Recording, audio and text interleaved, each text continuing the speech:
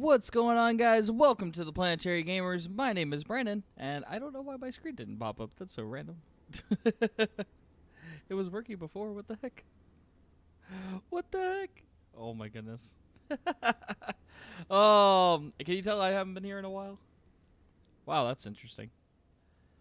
Let's try this. Hey, did that work? There we are. I don't know why I didn't do that. I promise I did some testing before the stream started. But anyway, hi guys, welcome to the Planetary Gamers. My name is Brandon, and today we're going to be doing some Elite Dangerous. Specifically, we're going to talk about getting a fleet carrier, or more than that, we're actually going to get a fleet carrier today in this stream. So it's going to be awesome. I'm really super excited about it. This has been a long time in the making.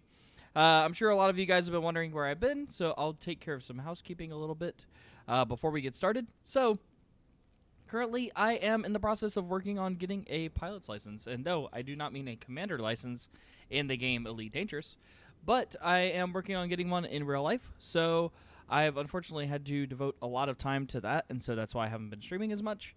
But the good news is we're back, and yeah, we're going to do that today. Also, something to note that I'm sure you guys have probably seen me playing a lot of Elite Dangerous.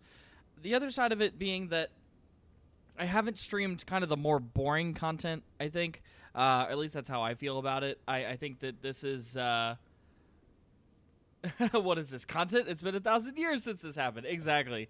It's been a long time coming that I've gotten to this point to get a fleet carrier, but leading up until this point has been an uncomfortable amount of grind. Like, there has been an insufferable amount of grind involved in getting the credits to make this happen. Again, it is a 5 billion, not million, billion with a B.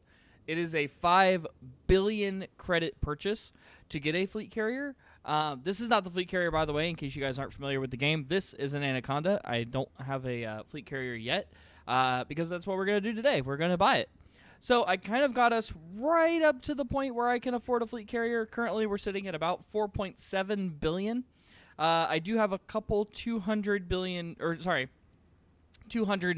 credit ships, one of which I'm going to be looking to sell, and the other I'm going to be looking to keep. So I have a couple ships that I want to try to keep. I didn't want to sell off my entire fleet, but I have sold off a majority of the fleet to make way for this fleet carrier. So basically what I want to try to do is get the fleet carrier, and then I will regrow my fleet over time by working odd jobs and making some extra credits around the galaxy. So that being said, let's jump into it. So like I said, we are going to start off here in our Anaconda, or I should say the Jumpaconda, because what I'm going to try to do is I'm going to go back out to Robigo, which is outside of the bubble. For those of you guys in the know about what the bubble is, for those of you that aren't, I'll show you momentarily. But I do want to try to get back out to Robigo and see if we can knock out an extra probably 100 million at least to see if we can get to that nice round number of 5 billion. So let's try to do that. So let's go in here. We'll go to the shipyard. I do think I am going to get rid of this Imperial Cutter. It's done a great job, but it is over 208 million credits, which will help us get a lot closer to that goal. So let's go ahead and sell that. And now if we go back, yes, we are at 4.9 billion credits. I had to say that correctly. So yes, 4.9 billion credits, and we are going to try to shoot for 100,000, or I should say 100 million, within this stream, so that way we will be able to buy our fleet carrier. So let's go ahead and go in here to the galaxy map. So now I'm going to explain to you guys where we're headed, right? So where we're going to go is, oh, by the way, in case you guys aren't familiar with Elite Dangerous, or you're new, every single one of these little polka dots is a star system that you can go to, travel, and explore. And there are millions of miles of planets and things to explore in every single one of these star systems. I think they said something in the ballpark of like 200 million star systems, I think. But yeah, so anyway, so you guys were wondering about the bubble. So the bubble is basically this section of the galaxy, right? It's basically the only, well, I shouldn't say the only, but it is the largest human-inhabited section of space. Um, and there are different factions within the bubble. So you've got like the Empire, the Federation, and some independent factions as well, right? So beyond that, though, is considered outside of the bubble, right? So this is the bubble. Like I said, I don't even know how many different star systems inside the bubble. But then as soon as you leave the bubble, you go out into what's called the black, which is basically uninhabited space, right? And the entire rest of the game is out here among the black. And I'll be honest with you, I've been playing the game for roughly about 10 years, give or take. Oh, the screen is frozen. Oh, whoops. Sorry about that. Let me see if I can get that fixed. Let's see. I am having a little bit of trouble with the game. Let's see.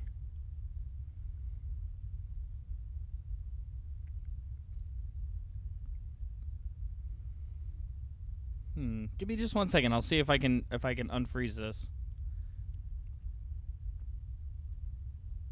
This is very odd. Let me back out here to the options real quick and see if there's anything I can do to fix it. Sorry about that.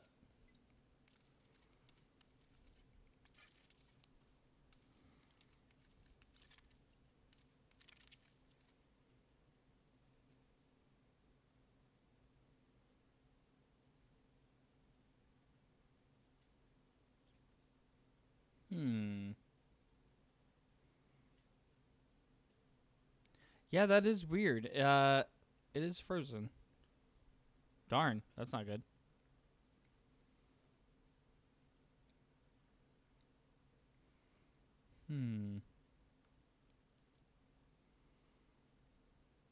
I may have to restart the game. All right, let me back out here and see if I can restart the game real quick. I think the screen's going to go black for you guys. Yep, so the screen's going to go black here for just a second, but I'm still here, I promise, while I restart the game. So give me just 1 second. I didn't think that it would do that. That's odd. Huh.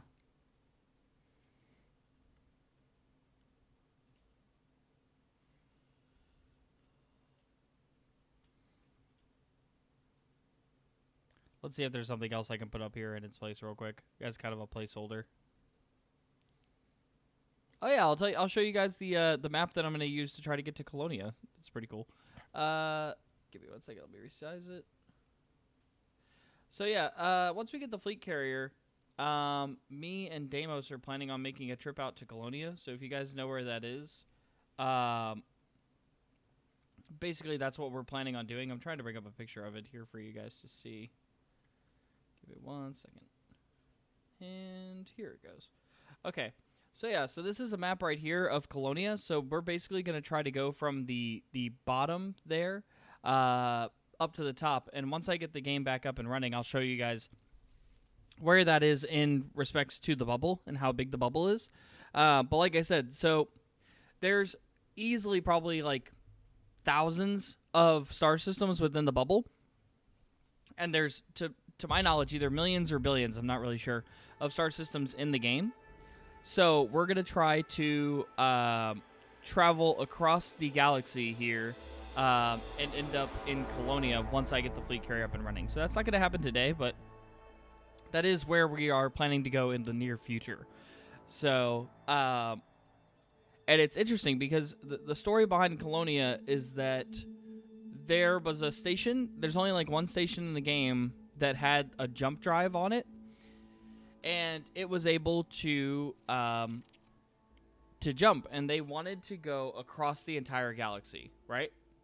So they only made it about halfway, however, and then something happened, right? Something went awry, and their hyperspace jump wasn't like their FSD, right, which is their frameshift drive, stopped working, and so they couldn't jump anymore.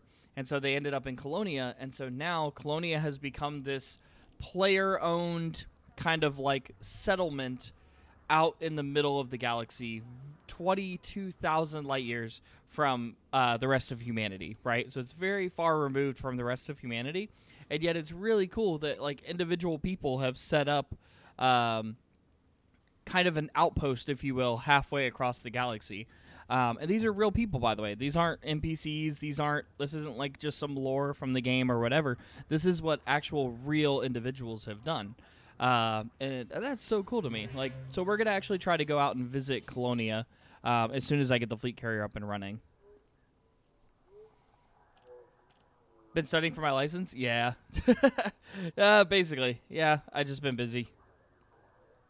But yeah, so that's what we're going to try to do today. And I think I might have the game up and running again, so let me try that real quick.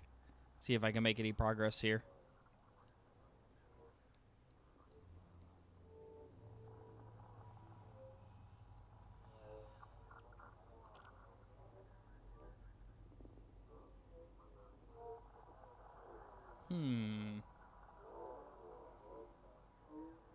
Not having a lot of luck, unfortunately. Sorry about that, guys. I am trying to get it to work.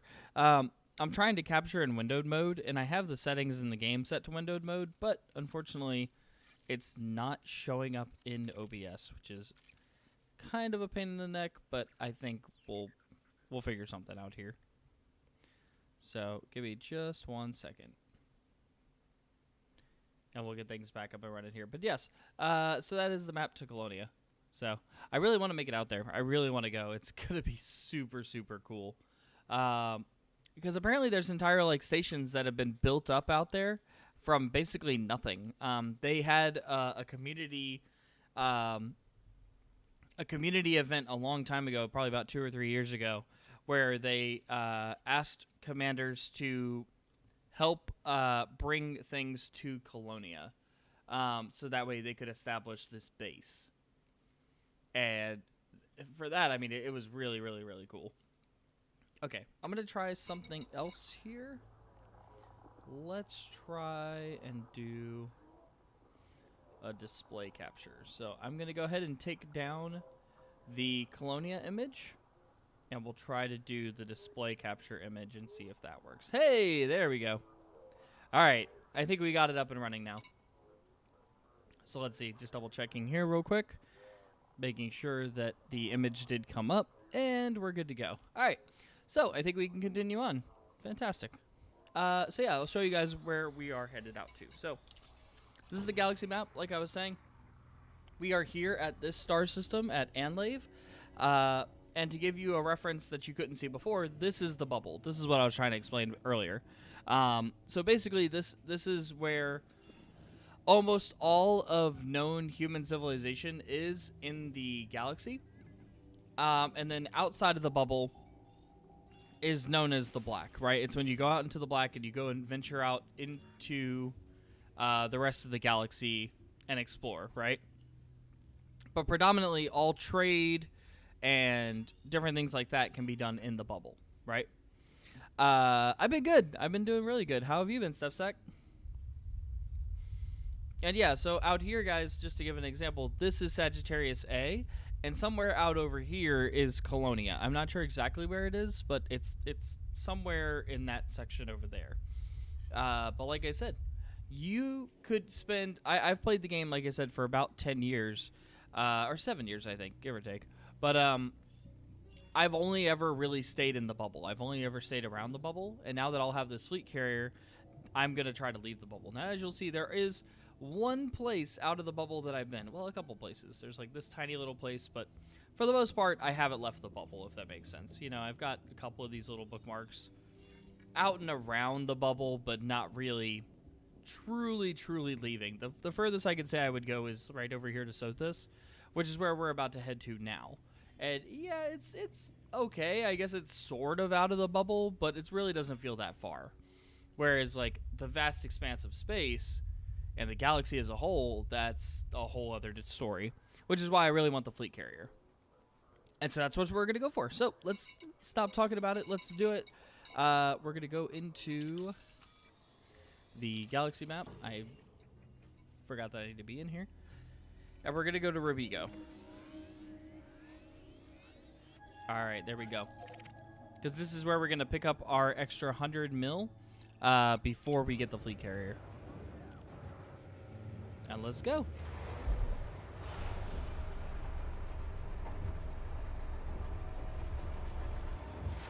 All right, we're leaving Surrey Park, the station Surrey Park.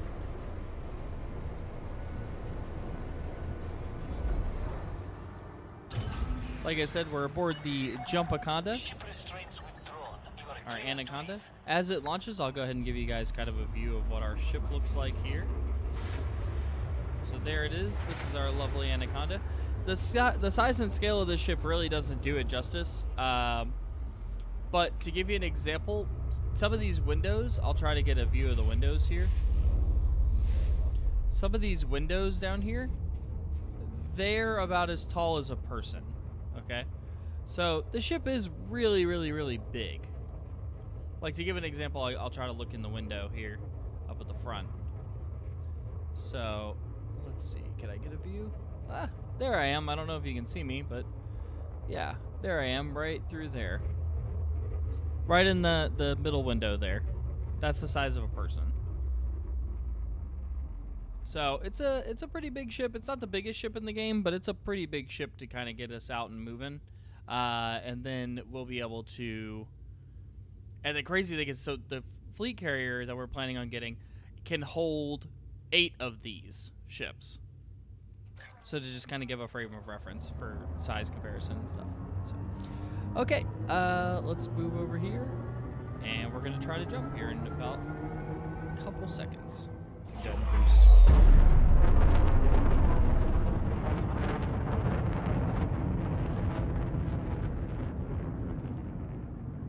So what plane am I going to fly? Probably a Cessna 172, or it's going to be a Piper. Or an Eaglet. I think it's called an Eaglet. Why am I reading the whole manual? I really want to make sure that I'm prepared before I go spend money.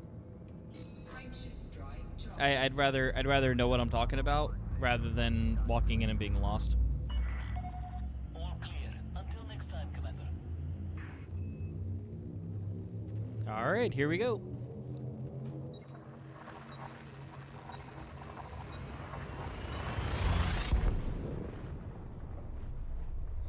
I forgot to check how many jumps this is going to be before we get over there.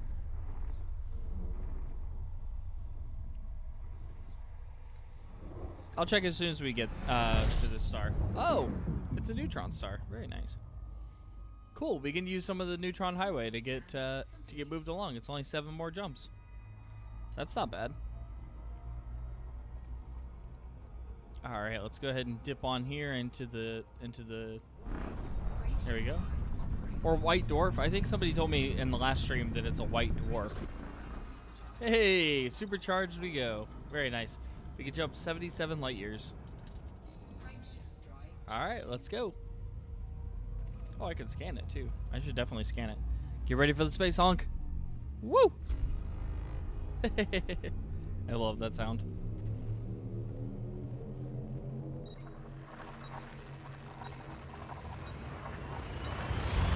Oh, really? Yeah, the Sims really help out a lot. That's why I've been flying in the Sims for the longest time. I can't even tell you how long I've been playing The Sims. Probably 3 or 4 years at least. Space honk. Yeah, dude, space honk. You want to hear it again? Check this out. Here it comes. Here it comes. Space honk. I am so excited, man. I cannot even begin to tell you. It's been probably, I want to say weeks. It's probably been weeks that I've wanted this, and it's finally here. I'm finally able to get it. I'm gonna be broke after this. I'm not gonna lie. It's gonna be very slim pickings as far as credits go, but really, really stoked to get this fleet carrier under my belt. This is gonna be sick.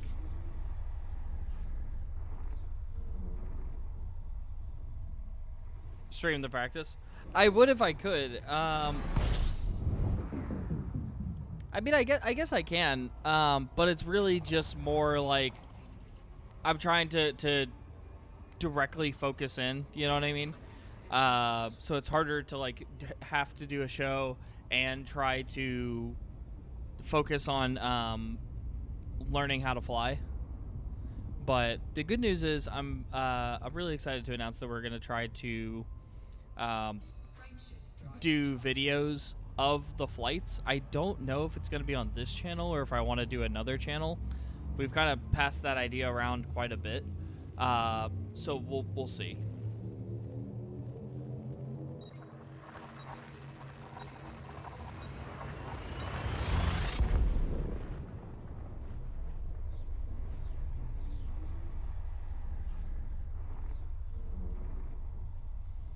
All right, let's see. As soon as we drop out of this is called witch space, by the way, guys.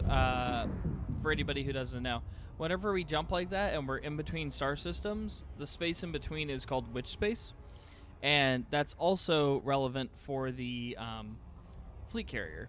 Oh, am I gonna be able to make this next jump? Oh, this is like next to no. Okay, I'm gonna come back around to this star real quick before I make the jump. And I'm gonna grab some fuel real quick, cause I don't want to run stupid low. That would be awful. Oh, can I not scoop? Oh no way! I can't scoop off that star. Uh-oh. Oh, wish me luck. I hope I don't get stuck out in space. That would be awful. We have like a sliver of fuel left. We better be able to scoop off this next star. I'm gonna feel really dumb. I normally don't let my fuel reserve get down that low. I think we'll be able to, though. Let's get in here and see if we can scoop off this star. Hey, there we go. All right. Whew, I got nervous there for a second. We almost ran out of gas. All right, we'll be full here in just a second. I got one of the biggest fuel scoops in the game, so we can get in nice and close to this star. And if you look over on the right-hand side, you'll see my fuel bar there. Also at the top of the screen in yellow is the fuel bar as well, and how full it is. This thing absolutely gobbles up stars. And there we go, full tank of gas. Let's go.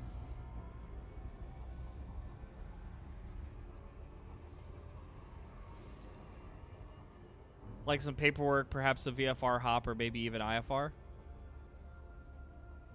Yeah, maybe. That's true. You're talking about like when I do the sims? Because I mean, I've done fly-alongs before with you guys. We did them way back when. They were a lot of fun, but I know that we didn't have a ton of viewers. But I think I'm gonna start leaning back towards doing them again too, especially in VR. I really want to do some VFR flights, or not VFR. Well, they are VFR, but VR flights using a virtual reality headset.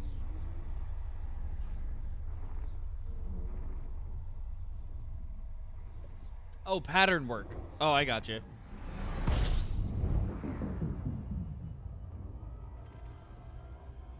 Yeah, I've considered doing that. I've thought about Microsoft Flight Simulator, but I'm really frustrated with how they only enable it for joysticks, like joysticks and yokes. You do have VR in Microsoft Flight Sim, but the VR is okay, but you have to use a mouse to click the buttons and a joystick or yoke for your hands, which I have both. But I really have enjoyed using my hands with the controllers in VR in Flight Simulator. There's nothing better than like using your own physical hands, not pulling on a yoke in real life, but pulling on the yoke in the plane. I don't know how to describe it, but it's so much, in my opinion, it's so much better because there's like no latency, no delay, and all that other kind of stuff. So,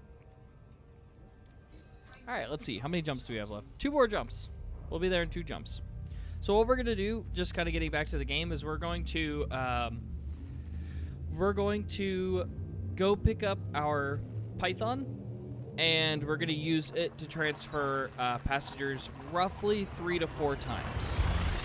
It shouldn't take longer than about 3 to 4 trips back and forth with the Python. And then we will be able to buy the fleet carrier. I may do a 4th or 5th trip of the Python just to make sure I absolutely don't scrub the bottom of the barrel as far as credits are concerned, because I think the fleet carrier is going to need me to buy fuel as well. But I'm not 100% sure. But the good news is we would still have our Jumpaconda, and we would still have our mining Python and our passenger Python. So that should enable us to be able to generate some form of income after we get the fleet carrier. So it's not like I'm completely wiping out the fleet for the fleet carrier, then we have no way to make money. Yeah, that'd be cool. I wouldn't mind doing fly-alongs. That'd be fun.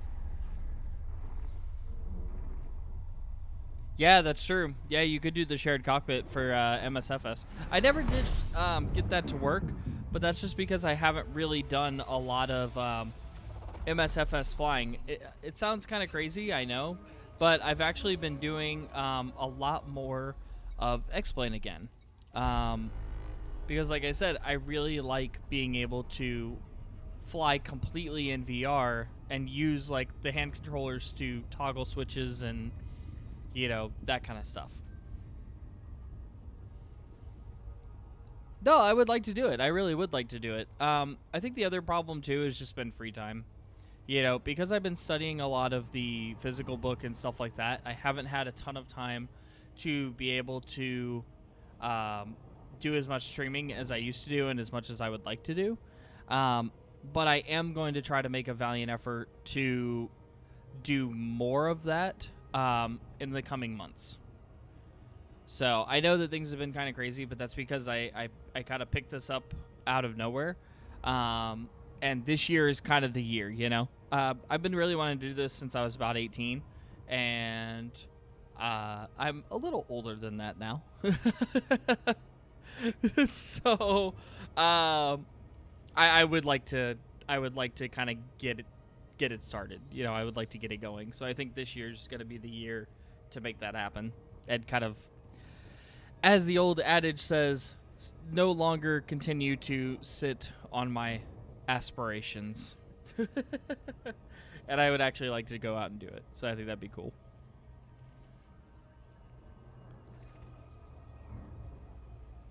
All right, we're almost here to Hoster's Reach. We're going to be coming in here in about 7 seconds, give or take. I love this place, by the way. It's right on the edge of a ring, so you'll actually be able to see a bunch of asteroids in the ring alongside us actually getting to the ring.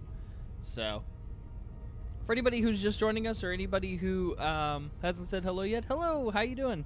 I am currently working towards getting the fleet carrier. It's not much further off, so don't leave if you think, oh man, this guy's never going to get it. We're only about 100 mil off, which I know sounds crazy, but it's only going to be about 3 trips. So I should have the fleet carrier easily within the next hour of the stream, for sure. So stick around. It's going to be a great time. I'm really thoroughly enjoying it. I mean, it's going to be sick. Plus, Hoster's Reach and Barbigo in general is just always such a, like, fascinating place. Like, look at this planet right here. It's heckin' nuts. Also, I love the Jumpaconda. The lighting in here is so good, and there's like, it's huge. Like, look, there's an entire passenger seat over there, and a passenger seat over there. Plus, there's an entire deck behind me. So it's really, really cool.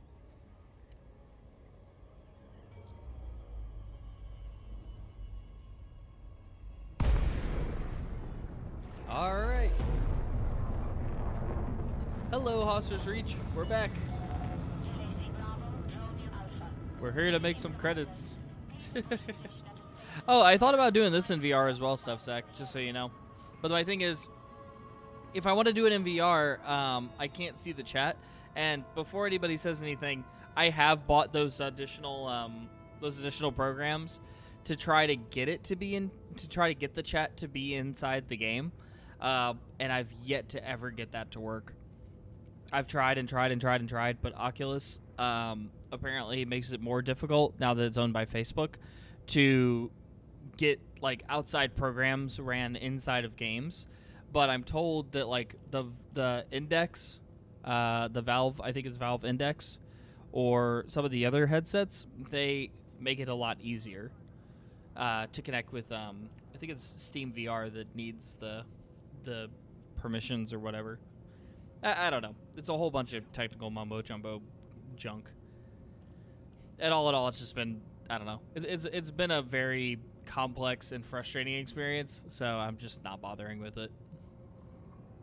But yeah, so I wouldn't mind doing. I think that's the other side of it too, Subsack. Just to answer your question, why I haven't fully gone into doing like VR streams is because it's next to impossible for me to be able to read chat while playing. So I would feel like you guys wouldn't be able to interact with me in any way, and that's kind of the whole point, you know. That's kind of the part that I like the most is hanging out and chatting with you guys.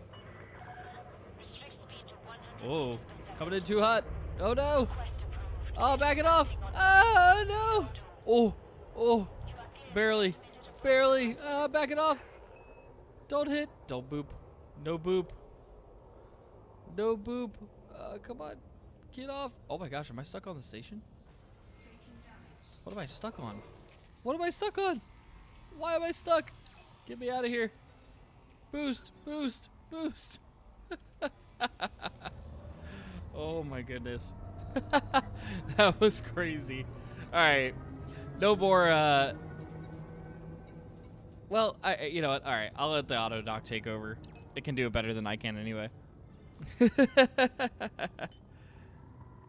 Oh man, that's funny. Is this the place, dude? Yeah, so I'm gonna go to Hossers because, no, it's not the station to buy it. I'm at Hossers because I need to pick up my Python because I need to make 100 million extra credits, but it's only gonna take like 3 jumps back and forth through Robigo. So I figured I might as well come back here because I'm told that Robigo does have a station to buy the carrier. The station's spinning under you. Dude, it was killing me. Had to let the auto dock take over. It was getting too cringe.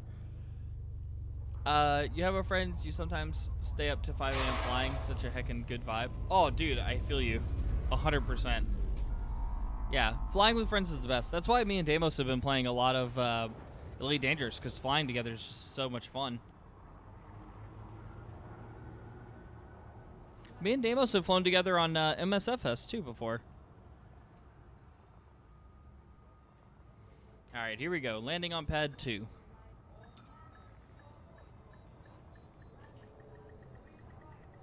Alright, let's go ahead and repay for the fuel. Pay for the small repair bill. And then we'll go in here and grab our Python real quick. So there it is. That's our Python.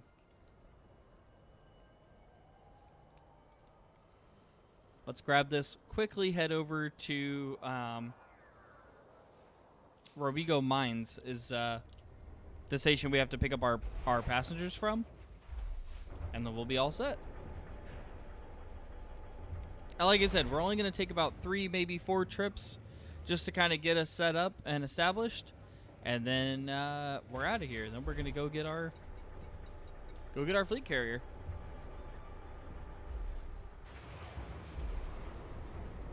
Oh yeah, we vibing.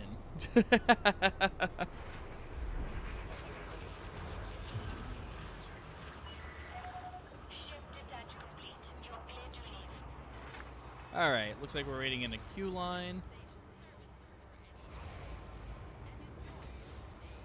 Let's see. I don't know who's going out ahead of us. But oh, we're waiting for someone to come in. There we go. Little ASP. ASP.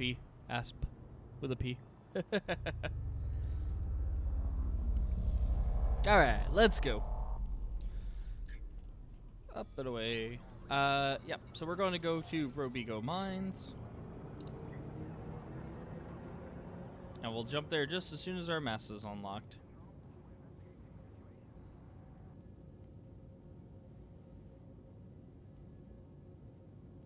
Shouldn't be waiting if you could both fit.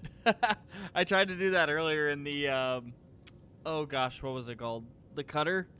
Dude, I always forget that the rear wings are way longer than the, or way wider than the nose. So I'm like, oh, I'll fit. And then all of a sudden me, the ship, and the station all get wedged. And it's like, well, one of us is going to have to back up, but it's not going to be me. Drive charging. 4, 3, 2,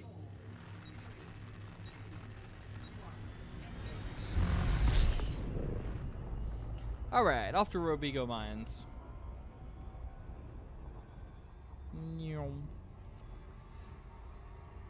All right, let's go ahead and put on our Super Cruise Assist. Beautiful. My goal for today's stream not only is to get the fleet carrier, but I want to show you guys how sick the fleet carrier jump is. It is so awesome. And the sound to it is really, really cool as well. I don't know if I want to be on it or if I'm just going to park next to it and watch it jump for the first time. I imagine for the very first one, I may just watch it jump, and then I'll ride it from here on out. So that way I can, you know, I only might jump like one star system over to begin with, and then I can make the long haul trips back to the bubble. I think that'll be cool. But yeah, my goal for today is to watch it jump. I really want to see it jump, because when it enters witch space, I'm told is incredible.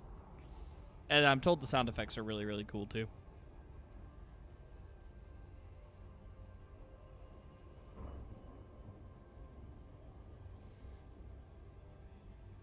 Alright, got about 850, give or take, light seconds left. While we're headed over there, I'll see if I can read you guys a story of my people. I don't know if you guys enjoyed those last time, but I did a little story time thing where I went on the main Inara page and read some recent stories, some recent journal entries from other commanders out in the galaxy. And I just want to see what this says.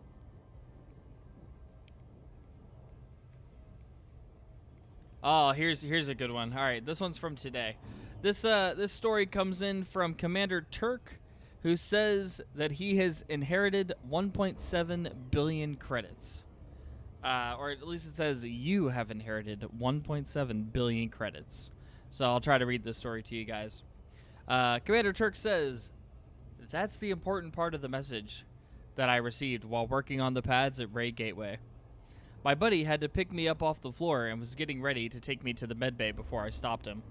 That staggeringly large number made me have to sit down immediately, and I nearly forget that the message started with, 'We regret to inform you that... ... Turns out some uncle that I never knew went missing in the black. Shame. He was part of something called the Xbox Corps, and no communications had been received in years. Also, turns out that this uncle didn't have any family or heirs.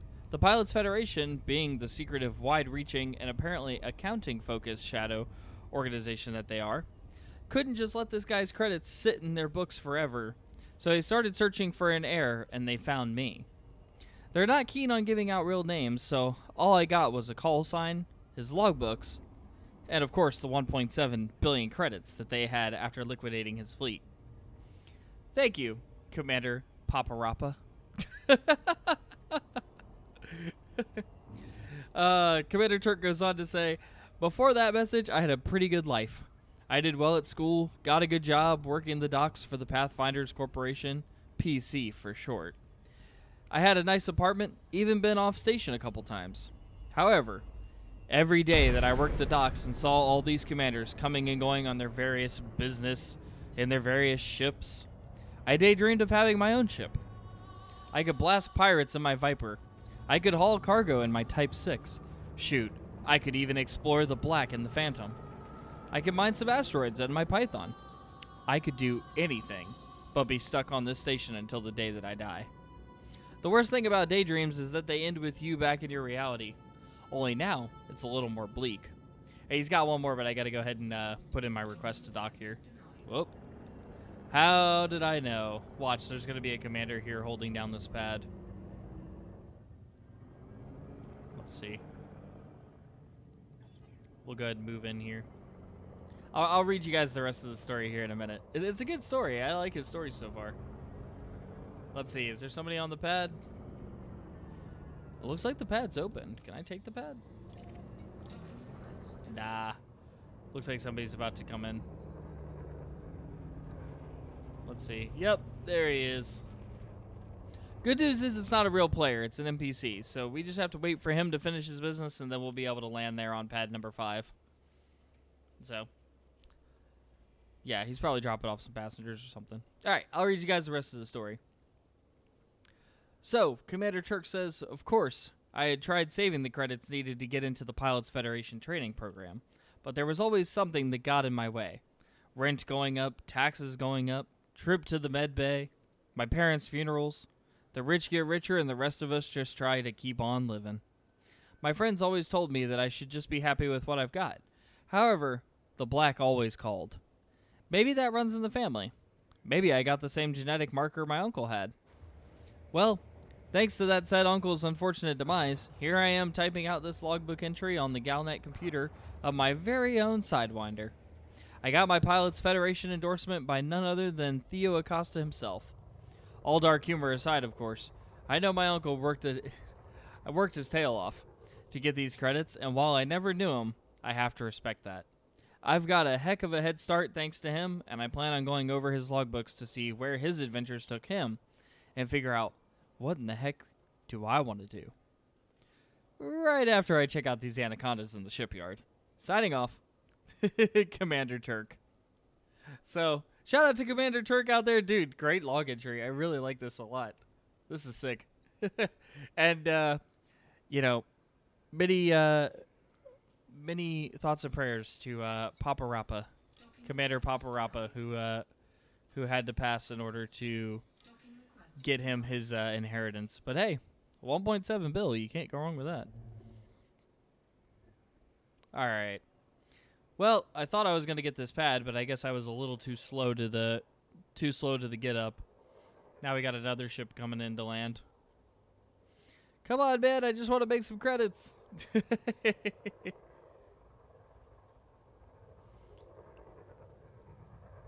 Here he comes. All right, go ahead and set it down so I can get in here. Get your work done. There's somebody else coming in to land at pad 4, but unfortunately we can't land on pad 4. It's too small.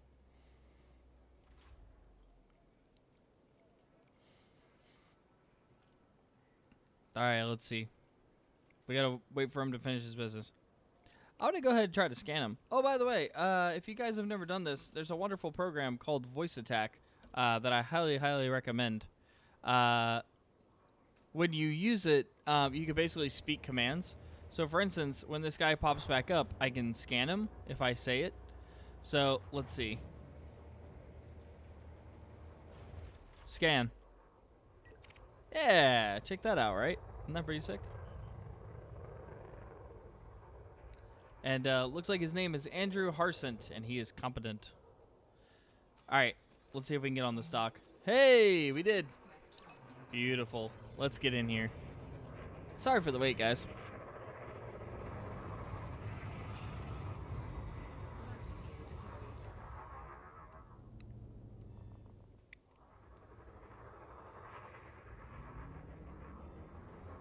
All right, down we go. On to good old pad 5.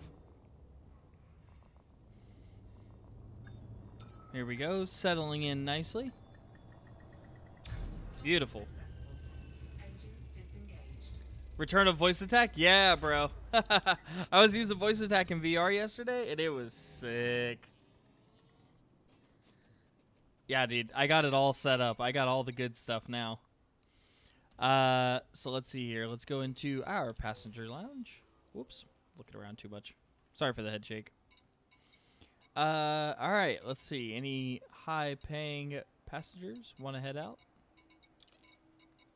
Anybody? Short turnaround trip, nice and easy. Hey, 4.7, I'll take that. 5 billion, or 5 million, not 5 billion, but 5 million. Hey, we'll take all these. These are great. Look at that. This will get us there in no time. 5 million here, 4.7 here. Oh, yeah. This is going to be awesome. So we got a 4.3. 4.3. We'll take both of these. All right. Where's that other 4.3? There it is. That's almost 20 mil right there. All right, let's find us a good old.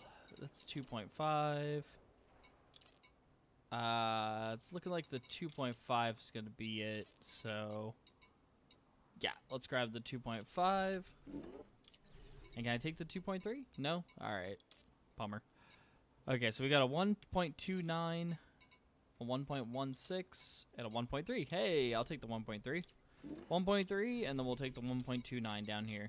And we are out of here. There we go. Full load, and zeros across the board means we're ready to go.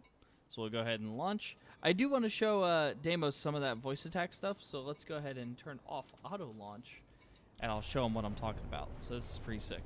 I think you guys will like this. So yeah, check this out. So this is how voice attack works. You can basically just use it to go hands off with your controls. So for instance, right now my landing gear is down. So I can't exactly prove it to you guys because I am face camless at the moment. But you'll just have to trust me that my hands are off the keyboard. But if I say landing gear, the landing gear goes up. Yeah, so there you go. So yeah, so when you say different things happen. So for instance, I can say, and I know you guys can't see it, but just trust me that my hands are off the controls, right? I'm gonna put them back on because I want to move the camera up. But okay, my hands are off the keyboard. Okay, I'm holding my hands up, and if you say boost, boost. Ah, man, my boost key might not be working. Well, that's embarrassing. Let's try again. Hold on 1 second. Boost. Ah, it's not working. All right. Some of them work, some of them don't. Now you guys will never believe me. All right. I did my best. I tried. Boost. Oh, that's why. Oh, insufficient energy in the capacitor. Oh, this ship doesn't have boost. My bad. I totally forgot. This ship doesn't even have a boost function. All right, you guys are just going to have to believe me. I forgot. There's not enough energy in the capacitor to run a boost on this ship. I forgot. I outfitted it that way. My bad. All right, well, that was embarrassing. All right, we'll have to try it again. But anyway. All right, let's go over to Sothis. I could show you this one. This one will work this time. All right. So check this out. Jump. Hey, pretty good, right? Right? I thought it was pretty cool. I don't know. All right, here we go. Let's head over to well, this system. I'm not going to try to pronounce it.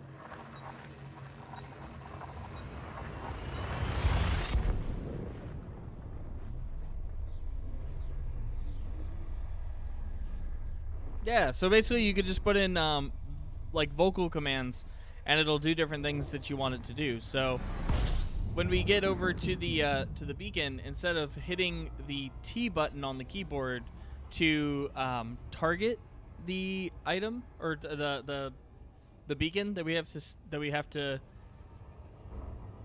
run a scan on, I'll be able to just say it and then it'll just do it.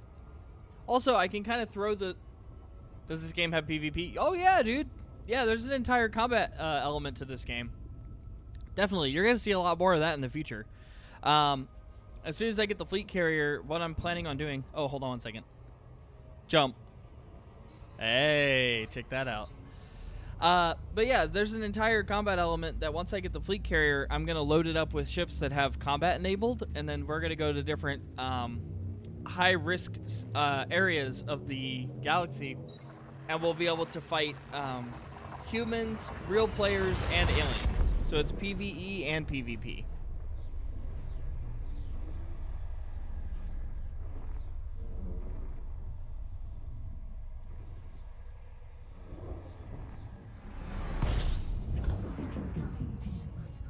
All right. Here we are. Let's go to... Oh, we're not going to Sothis mining. I have to turn the filter off. There we go. There it is. Sothis A5. And we're going to go this way. Cool. Yes, PvP and ganking, and then forces to kill the gankers. So basically, there's like, for instance, right now I'm carrying passengers, right? But let's say I was carrying cargo, and the cargo had a very high value. So basically, let's say my cargo was low temperature diamonds. Low temperature diamonds generally can sell for about 300,000 credits each. Okay, and let's say I had 784 of them.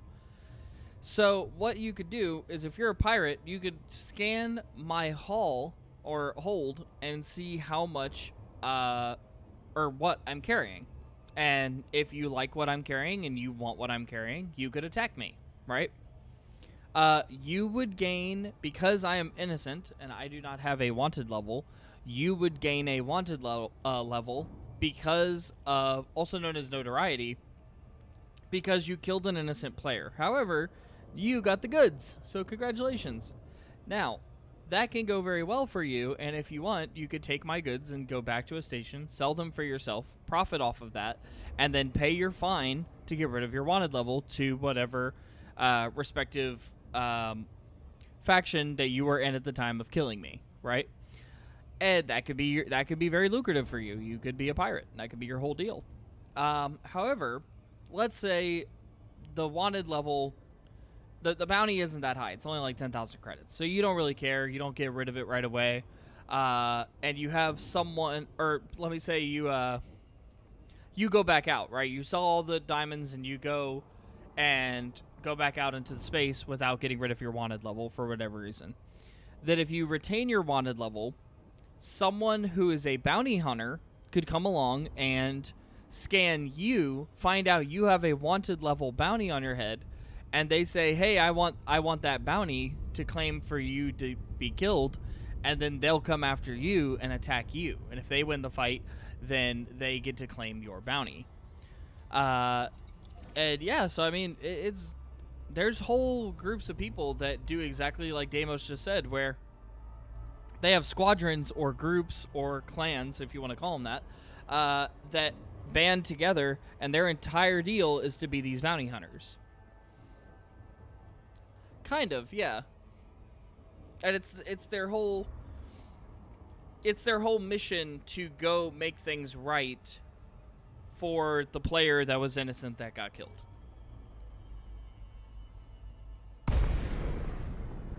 All right, so I'm going to try to do this one more time. Let's give it a shot. Scan. Hey, that's good stuff. I enjoy that. All right, let's go in here to the galaxy map.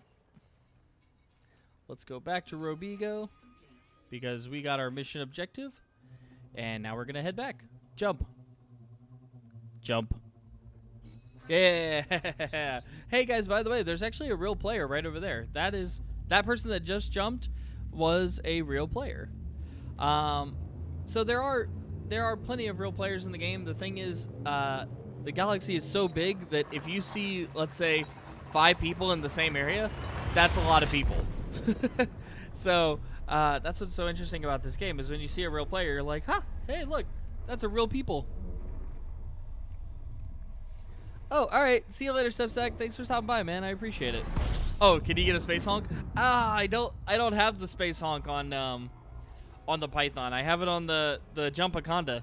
I'm sorry, man. I should really get a space honk sound effect. That would be cool. I'll see if I can get one for you. Frameshift drive Let's see.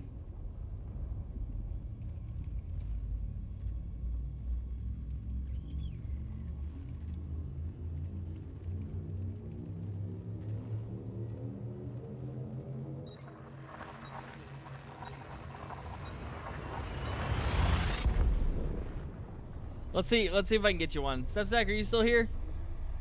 No Man's Sky said that it was gonna happen and then there weren't any players, bruh. Here, I'll try to get you a space honk real quick. Here we go. Let's see what I can do.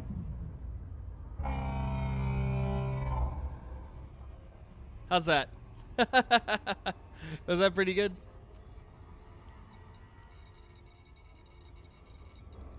All right, let's see. Robigo Mines. Let's head back.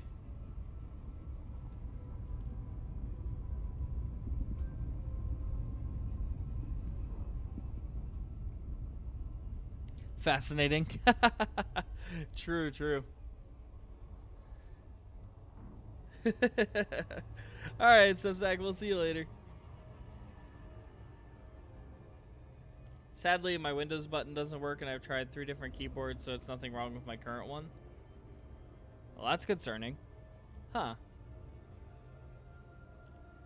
My new PC is awesome, man. It's been great. I've been using it for all kinds of I've been using it for studying and things like that, but I'm unfortunately haven't been doing streaming, which was the whole point of buying it.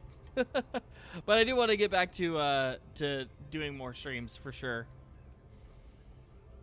Do I know the specs? I did. I want to say it's an Aorus Elite. And then the CPU is a 5600X. The graphics card is an older graphics card that I had to transplant from my old rig until I buy a new one. And then, what else? I'm running an M.2 hard drive. And I couldn't tell you the power supply. Oh, and I think 32 gigs of RAM. I think. Maybe. Yeah, I think it's 32 gigs of RAM. I'll have to double check. Yeah.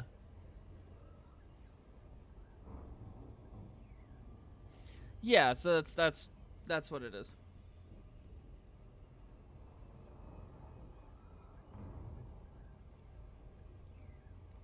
Pretty sure. Off the top of my head if I can remember correctly.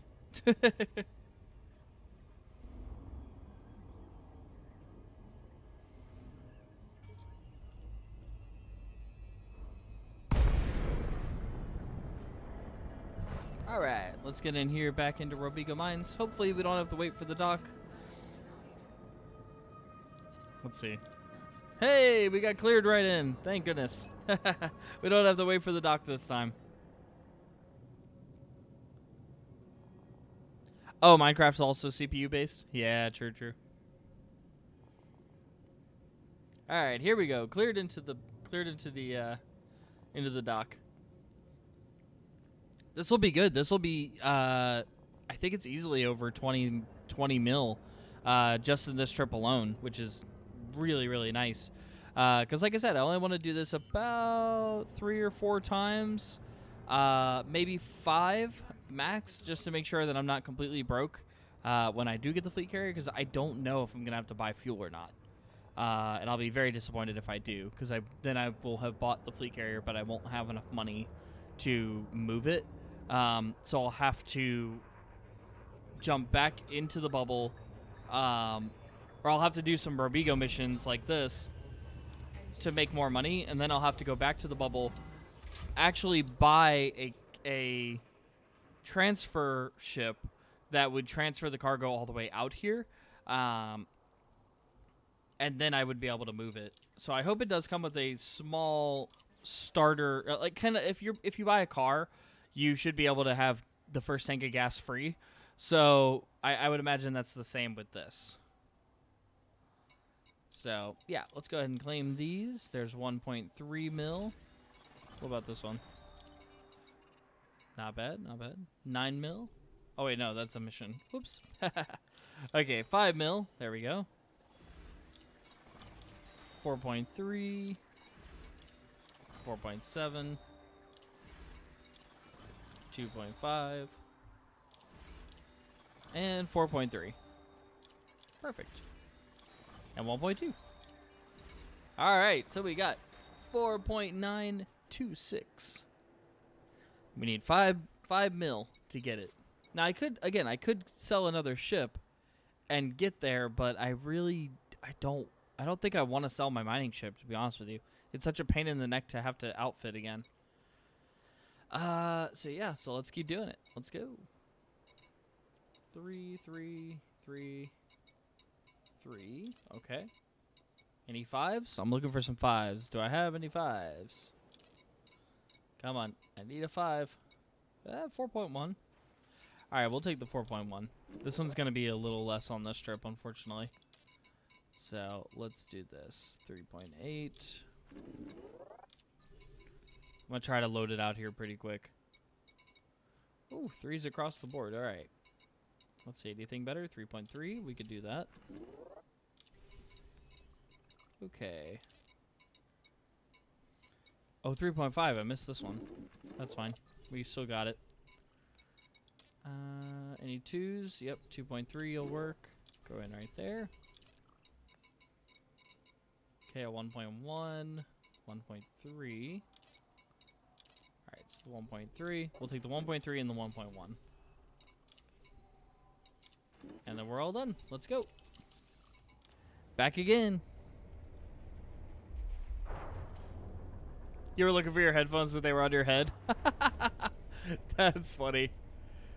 That's a lot of numbers. Ooh, whenever you have the time, I don't know how long it will be, but you should make a Subnautica series. I thought about that. That had definitely crossed my mind. But unfortunately, when me and Austin did a submarine series, there weren't a lot of viewers. So I don't know if people just weren't interested or they just didn't know we were live or what. But no, I've definitely considered doing some submarine series or some Subnautica series specifically. But I'm not sure how well they'll be received. But I do already have Subnautica, so I'd be interested in playing it. Alright, back to Sothis we go. Jump. Cannot comply. Ah, mass locked. Oh, pff, landing gear. Landing gear. Landing gear retracted. Woohoo! Jump. Frameshift. Yeah! I love this.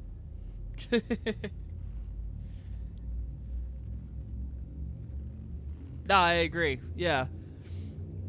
Like I said, I'm interested in it too, but I don't know how popular it is these days. So I don't know if it would just be like a sandbox series that I would jump in, play it for a day or two, and then say, hey, you know, we did everything we wanted to do. That's great. Or if I would actually go for the full survival series that would take like weeks of gameplay to accomplish.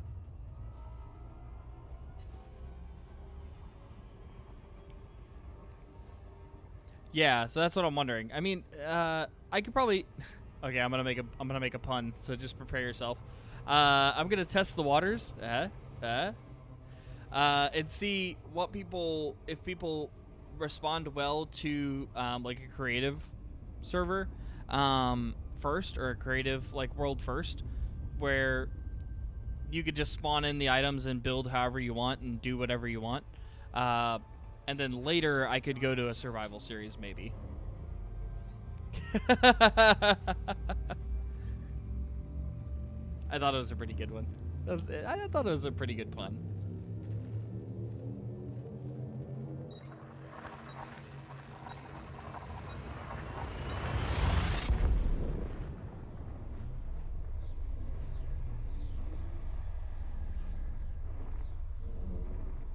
All right, here we go.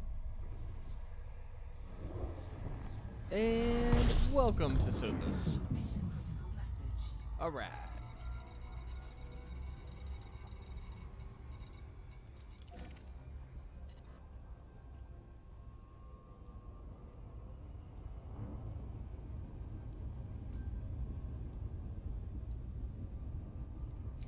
All right, I'm gonna actually start looking up where that station is that we're gonna buy the fleet carrier from, because I'm told that it's out here somewhere. I know it's within this area. It should even be within this system. So I'll have to see.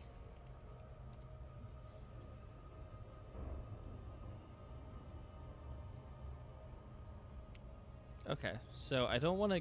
I don't even think there's no such thing as a fleet carrier planetary base, so it wouldn't matter. But yeah, so if we're in Robigo, it should have a fleet carrier. I think it's fleet carrier administration, because fleet carrier vendor, I don't remember. I think one of them. So one of them will give you. I'll just find a system with both. Because one of them sells fleet carriers and the other sells add-ons to the player. There's one in Colonia? At Jacques Station? Oh, that's crazy. I did not know that. Oh, man. Deimos, if you're still here, there's actually a fleet carrier hub in Colonia at Jacques Station, which makes me think for sure that Colonia would actually have a refuel point for us to... Because I mentioned it earlier that we're planning on going out to Colonia. And I have a feeling that they have a refuel point for fleet carriers. They must. So I'll have to look into that as well. Okay, sounds good. I'll be here.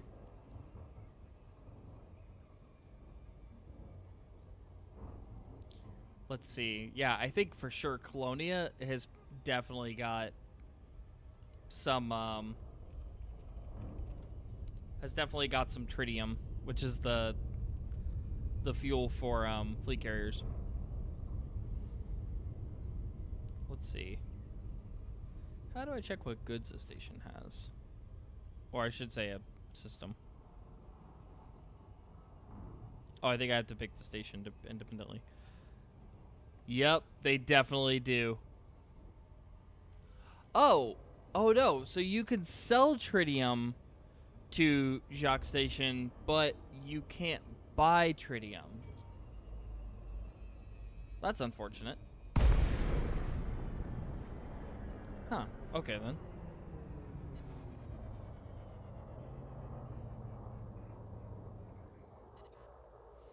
Yeah, that's not very good at all. Huh, okay. What else can I sell to the station? Just kind of curious. Let's try this. Scan. Scan. Nice. I always get a kick out of that. Okay. Let's head back to Robigo. Jump. Frameshift drive charging. Woohoo!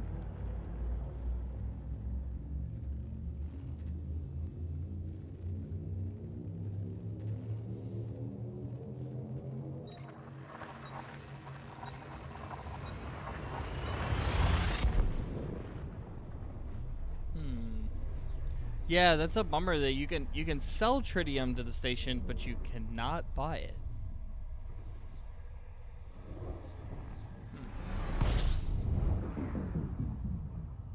And apparently it's even a below average price. So it's really not worth selling the tritium. That's so fascinating to me that they'll sell you a fleet carrier at that location, but you can't buy the fuel for it. Frameshift drive charging. Way out in the black like that. Like you're in the middle of nowhere. Where else are you gonna get it except for maybe going mining?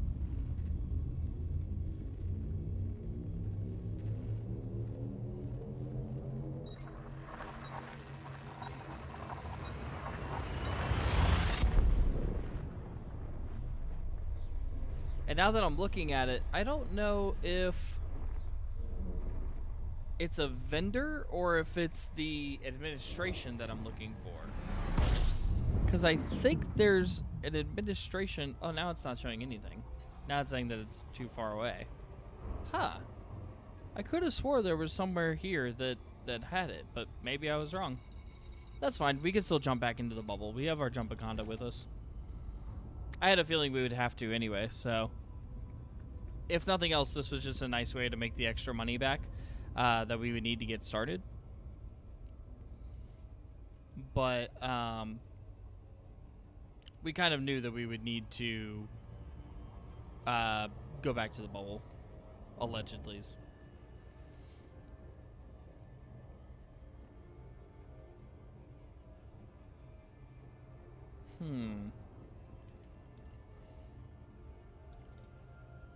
Yeah, I'm looking it up now. So I think I just can't remember which one does which. I think the administration office does fleet carrier modules. Like it'll add modules to your ship. But a fleet carrier, or I should say the fleet carrier administration does modules. The fleet carrier vendor sells the ship itself. And like I said, I probably just want to go to wherever has both. So it looks like the closest place to me. Yeah, it looks like the closest place would be Bolante, I think is how you say it. But it would be 16,000 light seconds off the star.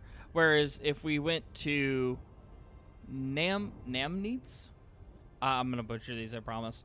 If we go there, the station is only 500 light seconds off the star. So that might be worth our time to save a few light seconds to go ahead and just get to Namnitz and jump straight to the station and get it. So yeah, I think we're going to do that. I just can't believe that of all the stations that sell fleet carriers, that Colonia is one of them. That's amazing to me. There's not very many, by the way. There's only 13 stations that sell fleet carriers in the entire galaxy. I've never been to one personally. You really have to kind of be looking for them in order to find them. Because like I said, there's only 13 out of the entire bubble. So yeah, I've never had the luck of ending up at one. So this will be my first time to go there. So I'm really gonna, when we go there, I'm gonna kind of explore a little bit around the station and see like how it looks and how cool everything is and how big the shipyard is and stuff like that before we head in and buy it. Also, I need this guy to get off my pad. Oh, here he comes. He's coming out. Hey, that's a real player. You can tell because of the unique design on the ship. Scan. He's a Python too. What up, bro? Commander Shady Bear Pilot. Say hello to YouTube, my friend. All right. Bye. Okay, so let's go ahead and request docking before one of these NPCs does. That was cool. It was nice to see another pilot out there. He's going to be jumping out here in just a second. He was right up there at the top. Yep, there he goes. I'm sure he'll be jumping out of here very, very soon. All right, let's get in here and handle some business.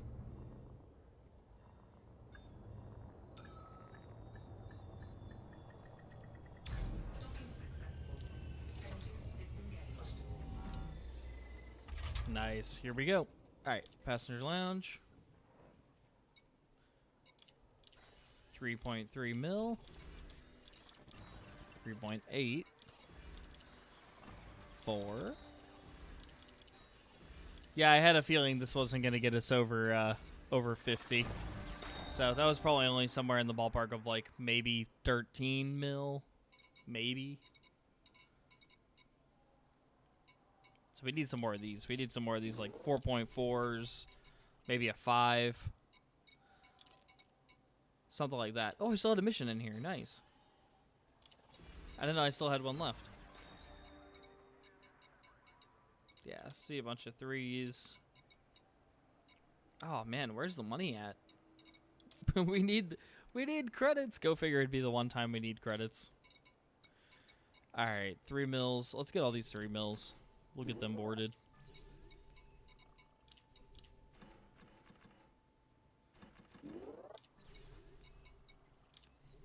$2.9, that'll work. All right, 1.9, that'll put us at 2. All right, and then we got a 1.0 and an 864. Yeah, this isn't a good run either. All right, well, it's the best we can do. It's kind of what we have to do before we go get that go get the fleet carrier. Ship released. Engines All right, up we go. Landing gear. landing gear retracted. Nice. All right, full speed ahead. Let's get out of here. No reason to block the pad. Jump. Ah, we can't jump yet. Jump. Jump. Yeah. All right, let's go.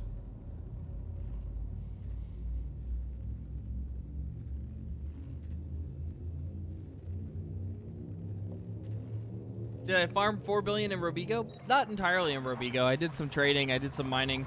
I kind of mixed it up a little bit. But yeah, for the most part, I did a majority in Robigo. I would probably say 1.5 billion was spent in Robigo. But the rest of the time, I definitely changed it up. I would get super bored if I did the entire fleet carrier in Robigo. That would just drive me crazy. So yeah, I did break it up. I did a bunch of different stuff. Jump. Frameshift drive charging. Yeah, so that's what it ended up being. But yeah, I should be able to get it today. Give or take RNGesus.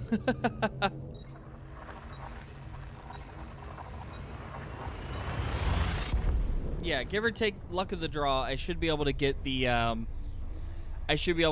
rest of what I need done today.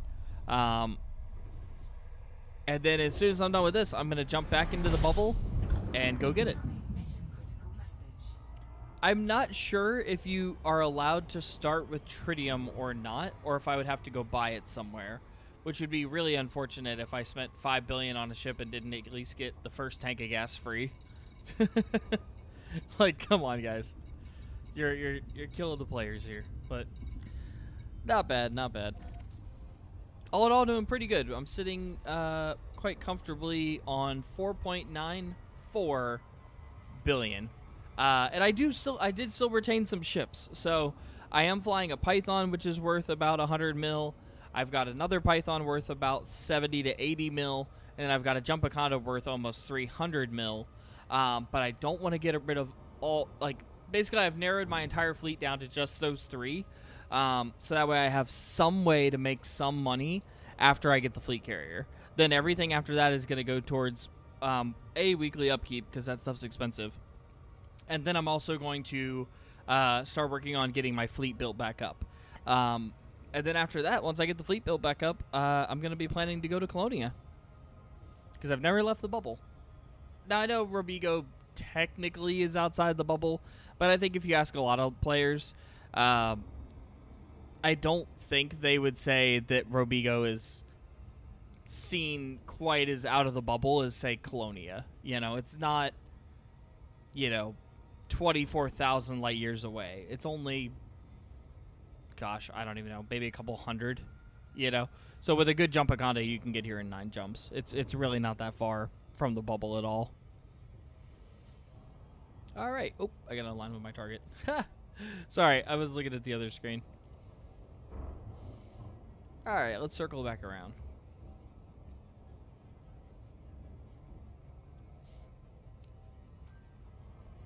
There we go.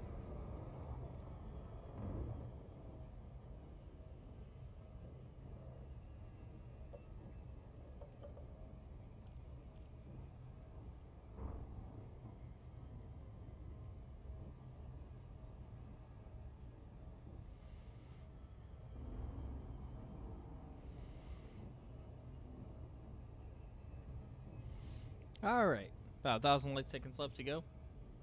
I might, on our next go around, I might do another story time and see what other commanders are up to out there in the galaxy. See what's going on and if anybody's had any interesting encounters with things out there. Because the interesting thing is, so while I'm out here in the bubble, grinding away, getting some coins or getting some credits and things like that, there are commanders out there risking their lives out there in the black every day, and I like to hear their stories. They have some pretty thrilling tales, let me tell you, and I can't wait to finally get started, interestingly enough. Even though I'm kind of at the peak of the mountain and I'm getting one of the most expensive game items in the game's history. I'm getting one of the most expensive things that the game has ever made. I still have never really traveled far outside the bubble, so this will be quite the adventure for me. The best way I described it the other day was I'd rather, once I sail out into the black, I'd rather sail aboard a cruise ship than a dinghy. And so that's why I really wanted to get the fleet carrier.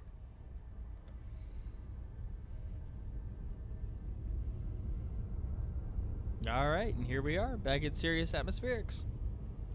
I do always love coming up on this Earth-like planet.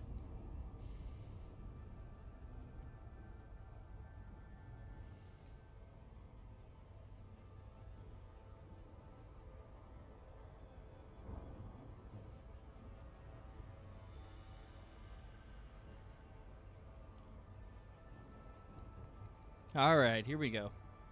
2.5 megameters to go. And like I said, on our ride back, I'll see if I can find us a good story to listen to. Here we go. Scan.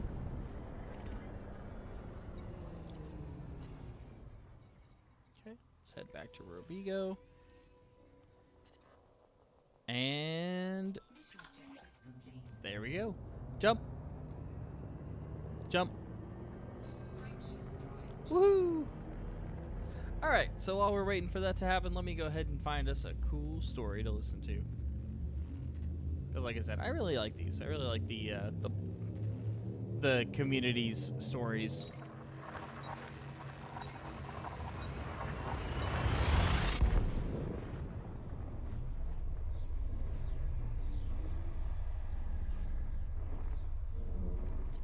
Alright, so apparently this is a commander's logbook. A commander by the name of Elkiri, I think. They are a trader smuggler. So they're very similar to me. They like to do a lot of trade.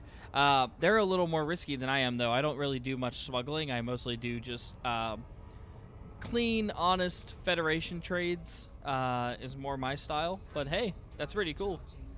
That means this lady is much more riskier of a player than I am, and I hey, thumbs up, you know. But they got a pretty cool message here. So they say that Mackenzie Relay is beautiful. Wanted to wait for us to jump because I knew it was going to get a little out there, but yeah, they say that Mackenzie Relay is beautiful. It was not at all what they expected when the port directory listed its economy as a refinery. They expected something more industrial looking. It's not that at all, though, she says. Instead, it's glass enclosed parkways in the brightly lit docking bay, lined with palm trees and a habitat ring filled with lush green farms and orchards, was quite the highlight. To top it off, the station orbits a lovely planet named Jade. If you catch the timing just right, the station is smack dab centered between Jade and its moon, which is an Earth-like planet named Emerald. That position can make trying to stay clear of the gravity wells on final approach a bit of a challenge, but the view is worth the effort. Pretty cool. And then they go on to explain what they were trading, but let me go ahead and lock in here at Robigo Mines, and then I'll continue telling you guys the story.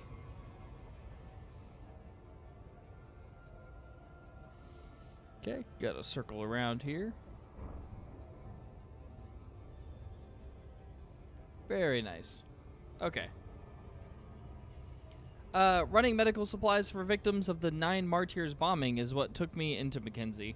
Many of the independent pilots making the runs are in large ships. No problem on the delivery end, as Mackenzie is a standard Orbis station, but they are forced to make long hauls trying to find sources for the medical supplies that we need. I think Yelena is giving me a bit of an advantage there, as she is able to put down a small outpost only one jump away that has more than 100,000 canisters of meds in inventory. This makes quick, short turnarounds the order of the day, or shall I say days, as it's still a work in progress. The demand market on the outpost makes the backhaul interesting. A hold full of medical supplies on one leg and a mixed bag of liquid oxygen, insulating membranes, superconductors, and miscellaneous metals on the return trip. Not a lot of profit there, but I can't help it. It's the trader in me unwilling to fly with an empty hold. That's true. I absolutely feel that. I can never fly with an empty hold. Let's see. Fortunately, the automated cargo handling system and standardized containers have the loading time on a mixed manifest no more trouble or time than a full hold of a single commodity. There is a trick to working the station's commodity board to find the right small slots to stack for a bit of profit. It's not a secret technique, but one often overlooked by pilots using the net looking only for high profit runs. The problem there is the net will report none available on the hop if the profits aren't high enough, but even a small profit is better than running empty. Well, at least that's my take on it. She kind of lost me a little bit there, but I think I get what she's trying to say. Buy low, sell high. I got caught up on Galnet waiting for the crew at the outpost to get the hopper loaded with canisters of medical supplies to run into Yelena's hold. Frankly, the news has me a little concerned for Carlos. I might be fretting over nothing, but I'm wondering what he's gotten himself into and if he even knows it. Yeah, I've been reading a lot of Galnet news lately as well. And it's been quite interesting between all the stuff that's going on with the convention that they've been trying to have, but then it got interrupted by the terrorist attack, and then with us trying to get things back on the right foot, and then they've made this the new, I think it's ACT, something like that. It's a commission for against terrorism or something like that. So a lot of big things are happening right now in the game as far as news is concerned. Oh, and it looks like the pad's taken up again. Let's see, who's on the pad this time? Looks like an NPC.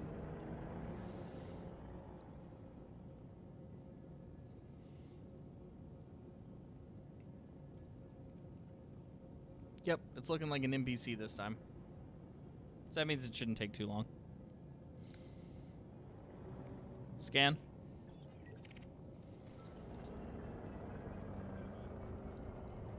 Oh my goodness. We've seen him in the flesh. It's Commander Elite Chungus. And it's a real person. That's awesome. Hello, Commander Elite Chungus. He's running almost the exact same layout as me. He's got a Python with no shields and 100% hull. Move Chungus. Shady Bear Pilot says, move Chungus. Come on, nobody can park. Come on already.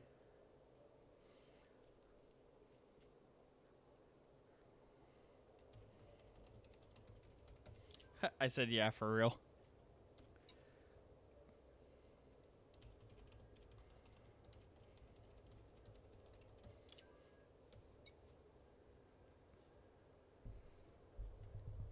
What game is this? It's Elite Dangerous.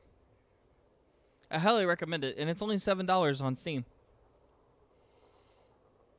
We're waiting for the pad to open up. Commander Elite Chungus is down inside the...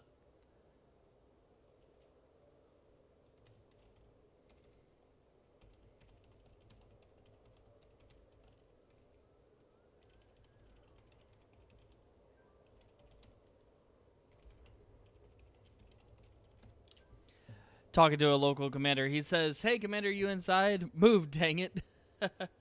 Oh, I thought he asked if I was inside. I got it. I said, nah, I'm holding outside the docking zone for Chungus here.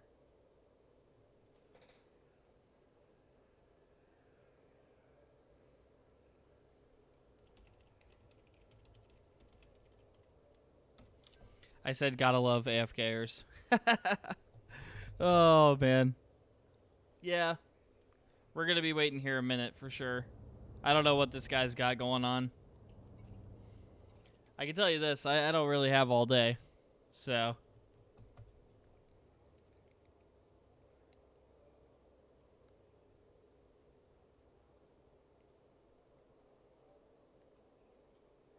Yep, just hanging out, waiting for Chungus. Oh my goodness. Let's see.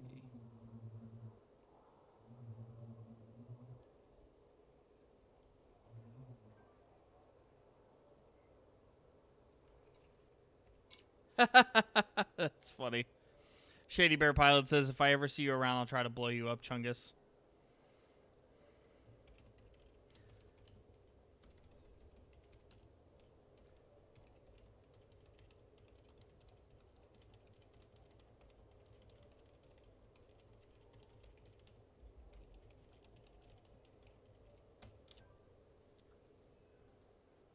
I told him I saw you. I mean, I'm sure you guys can read it, but I said I saw you coming in or leaving the station last time, and I liked his livery because I do like his livery. He has a really cool livery. I'll see if I can see him.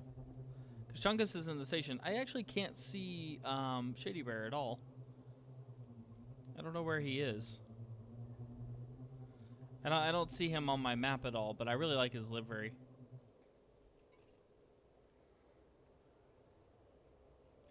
But yeah, the game is really fun. Normally when people aren't blocking the pads. I'm trying to land on this pad right here, but what happens is the pad can drop down into a hangar. And if you're blocking the hangar inside, which is where Chungus is, then... Because the entire thing is a hangar, right? That's what this big box is. If I can move around here to the right. Here we go. So yeah, this entire box is a hangar, and the landing pad on top drops down into the hangar, and then Chungus is down inside the hangar, and nobody else can get in, which is rather unfortunate, and what Shady Bear is complaining about here. Bold of you to assume I can read. True. Hey, what's up, Z? Oh, man. Yeah, we're literally hanging out for AFKers, so we're just both sitting here complaining about AFKers. Yeah, so he's just chilling inside. He's AFK, and nobody can land on the pad because the funny thing about the pad is you would think, well, hey, the pad's open. It's right here. You can just land on it. Why wouldn't you be able to land on it? It's like, well, because technically the hangar has to be available too because the pad and the hangar are connected, right? So if I were to log out, the game has to have somewhere to store my ship, so I have to be able to store inside the hangar. However, you can't just land on the pad, even though I wouldn't be wanting to go down into the hangar anyway. I would just stay up on the pad, but they won't let you do that, unfortunately. Like, that's why if I go to request docking, Docking request denied. and there you go. Docking request denied. So unfortunately, we're chilling. Oh, hey, I think I can get in now. I think he left. Denied. Did he leave? Wait. Oh, no, he's still in there. Watch this. Scan. There he is. So in between those yellow triangles is our boy Chungus. Elite Chungus.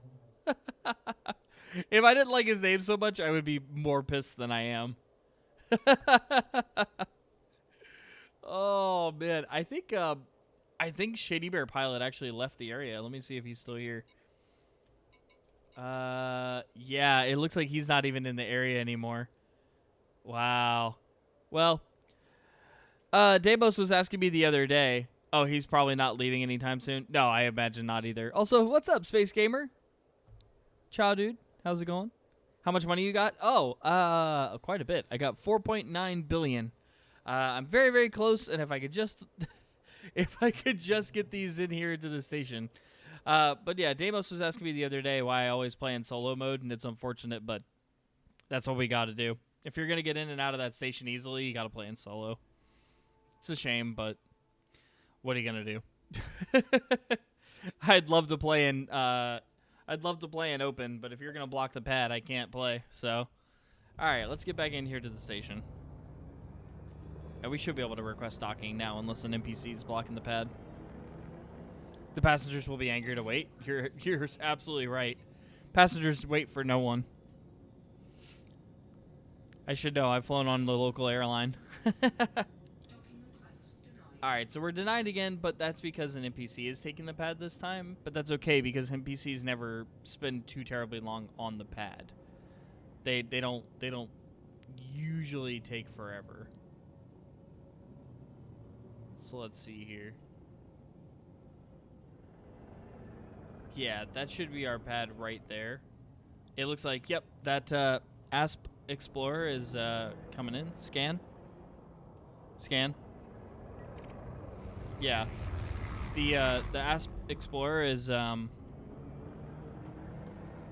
be landed there, and then as soon as he takes off, we will be able to get that pad.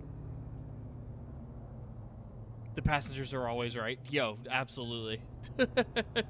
110%. Alright. Let's not come in here too fast. Back it off just a little bit. I don't want to block his pad. I'll get a pad loitering fee. There we go. Not bad, not bad. Alright, so we're going to keep an eye on Patrick Holton here. He's an NPC, and he should be taking off from the pad here momentarily. And as soon as he does, I'm coming for him. I'm coming in to land. I'm actually going to line myself up here behind the pad to set myself up for a proper landing. So let's go ahead and get ourselves turned around here. Never delay the passengers, ever. If you're a smart man who wants to live, never delay the passengers. Alright, here we go. Slide in right behind here. Whoa, too far. Hey, there he goes. He's leaving. Perfect. So we'll just slide right on in here. Alright, and as soon as he leaves, the pad is ours. The lights have to turn off, though. As soon as the lights turn off, the pad can be ours. Wait for it. Wait for it. And lights out. Perfect. All right, let's request docking. Docking request granted. Cleared to land. Landing gear. Warning. Landing gear not deployed. There we go. Landing gear deployed. All right, landing gear. Gear retracted. Auto dock in progress. And we're down. Docking successful. Whew, finally. Engines disengaged. Get these passengers offloaded. Get off my ship. Get out of here. All right, here we go. Woohoo! Collected all those sweet, sweet credits. And there we go. All right, we only got about 40 mil left to go, so it's not going to take too much longer now. All right, as long as we can get back on the pad. 4.1 mil. Let's see here. 3.3, 3.0. I want those sweet, sweet, like 5 mil ones. I miss those. I really like those a lot. Okay. Here's a 4.2. We can take that. All right. And a 4.1. Nice. Well, at least you're getting some money this time. All right. 2.5. Yeah, 2.5. 2.5 is going to be our best bet for the mid-tier slot. And couldn't take that one even if we wanted to. That's fine. Okay. 8.64. 1.1. Hey, we'll take the 1.1. And 970. Cool. And we're done. Out of here. Let's go. What platform am I on? Oh, I went to platform 5. Alright, up we go. Ship released. Engines engaged. Landing gear. Landing gear retracted. Woohoo! Alright, let's get out of here. Galaxy map. Sothis. Let's go. Oh yeah, I always forget I don't have any boost. I don't have boost on this one. I really need to update the or upgrade the power distributor so I can get more boost out of the ship. Jump. Jump. Frameshift There we go. charging. All right, let's go. Good news is only 1 or 2 more jumps. Or not 1 or 2 more jumps, but 1 or 2 more trips. And we will definitely have this thing under our belt. I wanted to have it around the I wanted to have it around the 2-hour mark, but unfortunately it's going to be closer to probably 2.5. But that'll be okay. Not bad. We'll have this thing very, very shortly.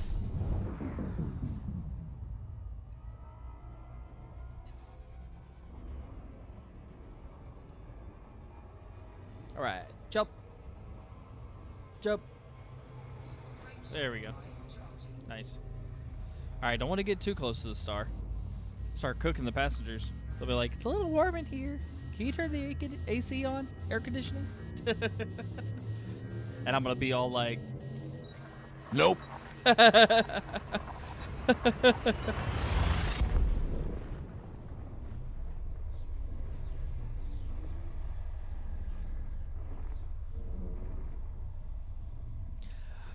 right, so Temperature critical. Incoming mission critical message. here we go. Let's go to Sothis A5. Oh, Sothis A5. There we go. Cool.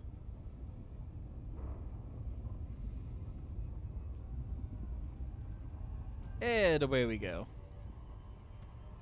Cool.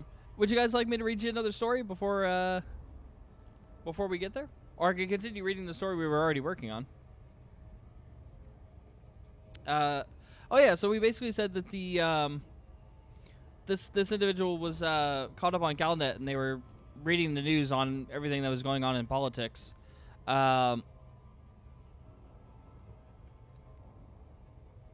They actually are talking a little bit about the Galactic Summit that happened. They said the delegations at the summit all rushed home after the 9 Martyrs bombing, so I expect Carlos is back in the colonies somewhere. I wonder how hard he will be to track down. Something tells me the ACT is keeping tabs on him, but I didn't expect they'll share that information with me. Huh. Yeah, the ACT is going to be really cool. It's a collective of people that have come together against terrorism after the 9 Martyrs attack, where 9 of the biggest stations in the not the galaxy, but technically in the galaxy, but 9 of the biggest stations in the bubble were attacked simultaneously last week or 2 weeks ago, and they are basically going to try to solve what happened and track down the MCLA, I think, NMLA, and see if they can bring them to justice. So that'd be pretty cool. I wouldn't mind aiding in that fight, as long as I get a combat ship. I don't want to do it in my trader, but I can do it in a combat ship, no problem. All right. Sorry, I always have to do that when I tab out.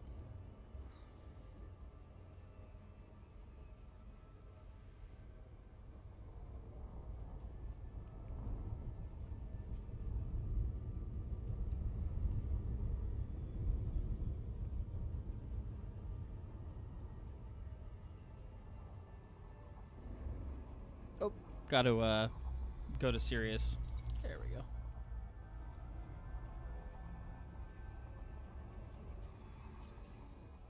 I don't want to enter orbit. What the heck? Super Cruise. There we go. Okay, what's happening here? Yeah, Super Cruise assist. Oh, it's up here. Got it. There it is. Cool. What do you think FDev is going to do with Jupiter Division? That's a really good question. I don't know, to be honest with you. Why, in regards to, like, Jupiter Rochester?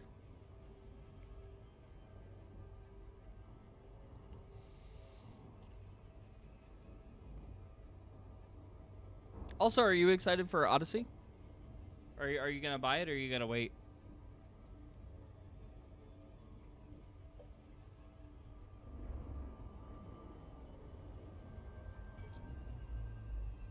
Oh, sweet, yeah. Nah, I am too, actually. Oh, I forgot. Scan. Scan. There we go.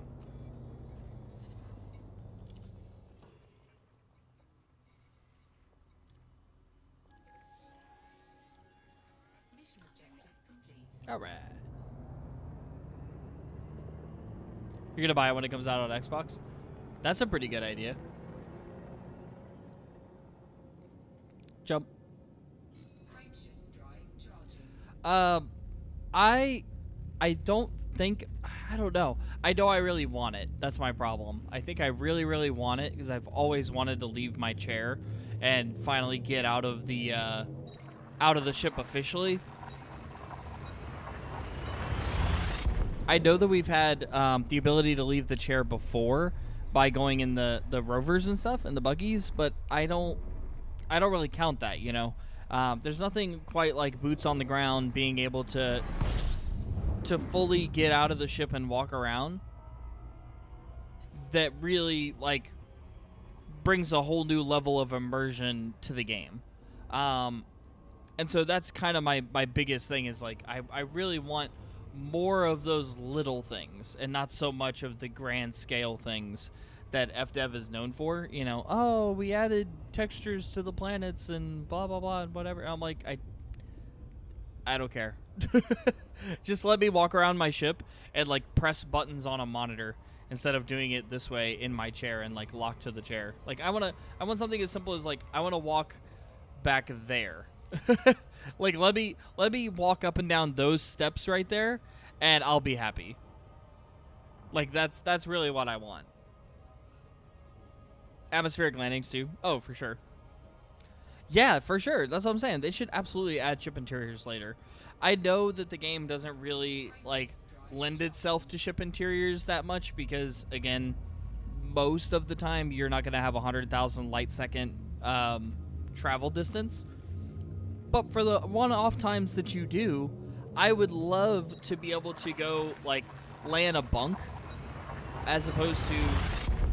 Sorry, every time I jump, it makes a loud noise. But yeah, I would love to go like lay in a bunk and then be woken up or now I don't want fast travel, by the way. I don't want to like fall asleep and have me like wake up as a player.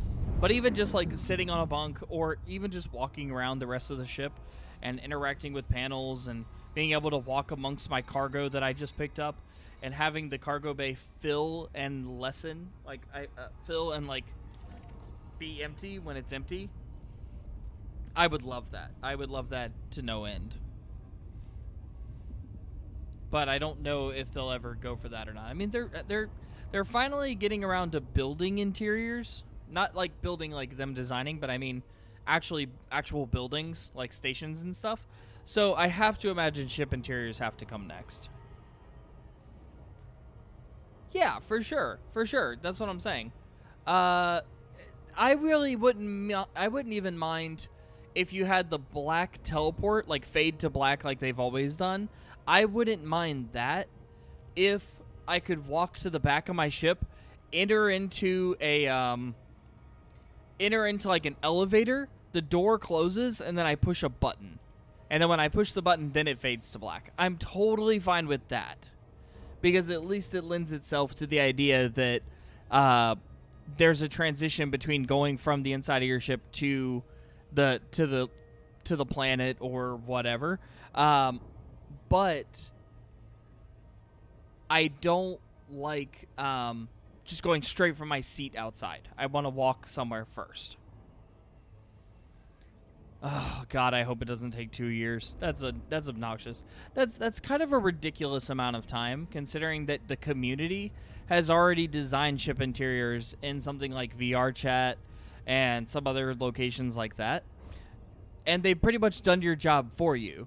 So 2 years is just a ridiculously obnoxious money grinding, twisted way of incorporating it into the game to make us wait 2 more years. I mean, it really is, considering everything that we have these days and whatever. And I know I can't speak on behalf of FDev, or I'm not, a part of the team, so I don't know how things work behind the curtain or whatever. But the fact that your community can spit something out in like a week, then what are you doing? There's no excuse. There should be no excuse. This, of course, coming from somebody who's never created a video game and probably wouldn't be very good at it. But that's what I'm saying. Like, I agree with what some of the other content creators on YouTube have said in regards to, if you don't know how to add something to the game, or you're unsure how to add something to the game, then hire the people that make the third-party stuff. Hire the guy that designed the entire Anaconda in VR chat. Hire the guy that runs EDDB. Hire the people that run Inara. And let them incorporate things into the game that should be in the game by default. For instance, or if you do want to continue to heavily rely on third-party tools for those particular functions and things, then incorporate tracking and exporting data from the game directly to those tools, so that every commander, every time, all the time, or stations update on the third-party tools without commanders ever having to be there. That would be the best possible way to do it. But unfortunately, as of right now, you need to have ED Market Connector enabled in order to even update stations. You're thinking about buying the alpha? Yeah, I am too. That's my problem too. Is as many complaints as I have, I've been waiting for this one update for so stinking long. Even if it's absolute trash and there's bugs all over the place and it's just an absolute nightmare to play, I still at least can walk around on the planets, which is what I've always wanted to do in the game. So it's kind of a good first step, if nothing else. Hey, the good news is you could support my carrier after I get it today, because carriers are cross-platform and persistent across the game. So even though you and I may not get to play together directly, my carrier will actually be persistent on Xbox, which is pretty cool. All right, let's go ahead and get in here before another NPC takes it. Booking request granted. Let's go. Yeah, that'd be cool, right? I do have a plan to head out to Colonia coming up soon. I don't know when. I don't have an exact scheduled date when I would plan on doing it, but it's going to take about 12 hours to do it if you just jump continuously. But more than likely, I would do it over the course of maybe a day or two. Docking successful. But yeah, I mean, hey, if you're here in the stream and you see the name of my carrier, you'll be able to come visit it. So that would be really cool. Give a shout out and send a little note. Let me know that you visited. So maybe I'll send you a free low temp diamond or something. I don't know. We'll see how it goes. But yeah, that'd be cool. That'd be cool to have some folks from the community come visit my carrier, say hello, maybe take a ride. I know this thing's gonna be jumping like crazy. I'm gonna be jumping, so it's gonna be moving. I'm not keeping it stationary. It's gonna look stationary, but I can promise you it's gonna have at least one jump a day. I do not want to keep this thing just like, oh, you know, it floats around up there. No, this thing. Listen, you spend if you spend 5 billion credits on something, it's gonna be put to work. This thing is gonna be like, can we stop jumping? No. Never stop jumping. New spaceship. Oh, man. Oh, 977. All right, let's go. Fast, fast, fast. Ooh, we got another 5 mil in here. Yes, please. More 5 mil missions. That's what we need. That's exactly what we need. All right, 3.8. We'll take it for now. Oh, man. I need 5 mil missions bad. I'm really not trying to drag this out. I really want to get this carrier now. It's gonna take me a minute to get some funds reallocated, though. Let me tell you, it's gonna be a second for me to recoup some of the cost for this carrier, but it's gonna be worth it, I think.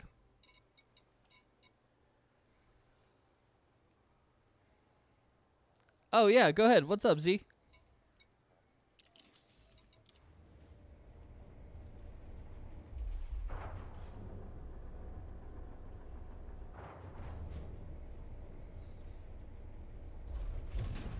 Ship released.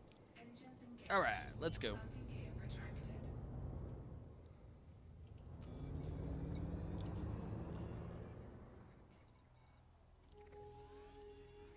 Yeah, so interestingly enough, there's a fleet carrier right here that I don't know if this means I can't go to it, where it has this weird checker box, or the lines.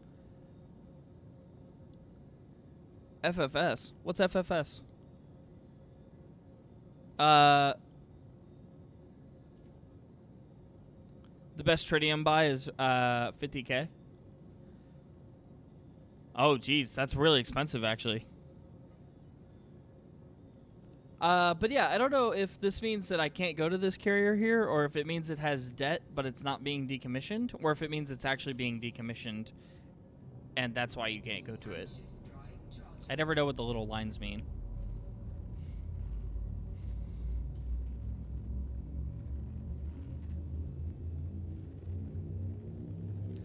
Yeah, usually tritium's a lot cheaper. I've seen tritium go all the way down into like the upper tens of thousands rather than 50K. It means it's being decommissioned. It takes a week. Gotcha. Yeah, so there's literally a carrier being decommissioned right here in Robigo. I don't know if I'll fly my carrier right back out here. I probably will, because I need Robigo to recoup some of the money and recoup some of the fleet. But then once I've got my fleet built back up, then I'll be able to go do some other different things. But the good news is, like I said, I am retaining my Jump Akanda too, so that can take me places, but it doesn't necessarily earn any money. So I do still need my 2 Pythons to make me some money. Oh yeah, I saw that. There's a carrier selling tritium for 2K, but isn't it in like Colonia or something? Or it's like 30,000 light years away?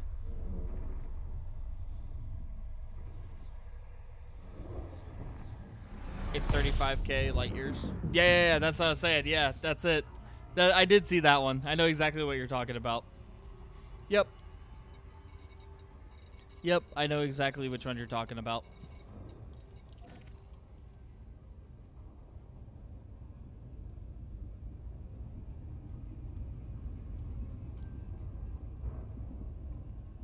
Now, something else I thought about doing too was sitting here at Robigo and stacking passenger missions out to the Deep Black, and then doing those, because that could be insane money for a fleet carrier because of the 500 light year jump range each time. So that would be a strong consideration also.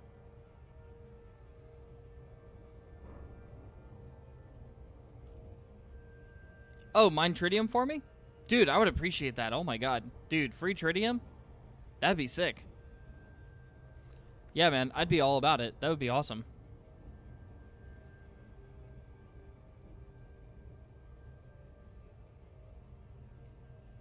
Like I said, if you're looking for a free trip out to Colonia, you could get first dibs. It's basically just me and the boys right now. So it's going to be me, Deimos, and Austin from the channel. So right now, yeah, we got just the 3 of us planning on heading out there. But if anybody else in the community, the Planetary Gamers community, I should say, wants to get a free trip out, I'm all about it. Doesn't bother me in the slightest. Just don't get left. You'll take any opportunity to use the cutter? For sure, man.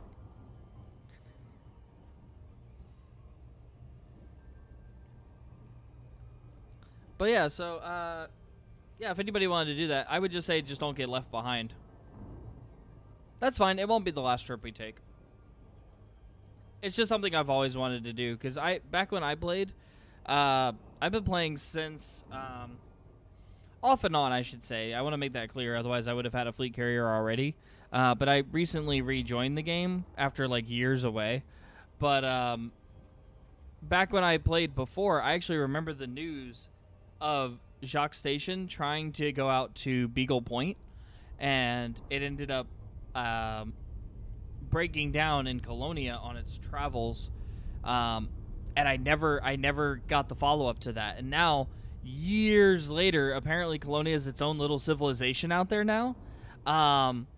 Whereas back when I played before, Jacques was just leaving. Like, the community event was around for Jacques Station to get supplies to make the jump. So I never heard the end of that story, and then now apparently it turned into an entire civilization, and I was like, whoa, that actually happened. That's incredible, you know? So really, really cool stuff. And so that's why I really want to go out there, because I remember, because I've always been a trader, right? I've always done trading in the game for commodities, and I remember going to Jacques Station as... Yeah, kind of crazy how players stopped Jacques from making it. Yeah. Yeah, it got UA bombed. But I remember trading at that station as a trader. So it's not even, like, okay, now it's a historic station, but you have to understand, at the time, it was just like going to Sol. It was just like going to Arema. It was just like going to any of these other systems in the bubble. But now it's infamous, you know? And I think that's super, super crazy. And that how an entire civilization of real people has popped up out there because of it becoming its own Sol, right? It's its own Dauntless station at Sol, if you want to think about that. Or think of it that way. You just got your permit today? Oh, dude, Sol's the best. I know a lot of people say that, oh, Sol is it's all hype. It's nothing special. It's lame. Whatever. No, I think Assault is great. I really like going to Saul, and it took me forever to get my petty officer permit, and then now, go figure. Now they're giving away the permit for almost free. If you can send 700 units to Dwamta of basic medicines, you can get it you can get a Saul permit for nothing. Meanwhile, I spent a week getting my permit to get up to the rank of petty officer through doing missions. So it's definitely a lot easier these days than it was. Frameshift drive charging. But yeah, man, I remember Jacques Station, so it's going to be quite the emotional roller coaster to see that station again after all this time and so far away. I mean, it never returned to the bubble, you know? It never made repairs and never got back here. So I haven't seen that station in real life years. Like, actually real life years. So it's going to be pretty cool. That's why I really want to go out there. I think that's going to be a really epic journey. And something to definitely write a logbook about.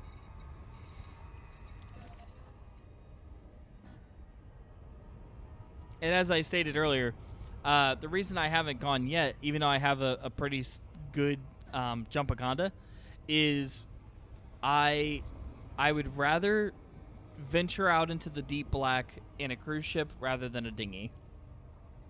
So I think that would be I figure getting the carrier is going to be my best bet to head out to the black. Bernoulli Vision? Where is that at? What system is that in?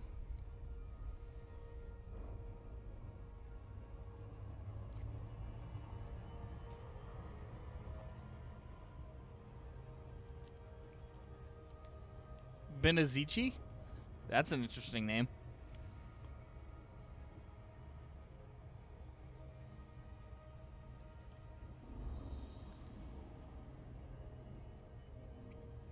Oh, it's near Desiat. Nice.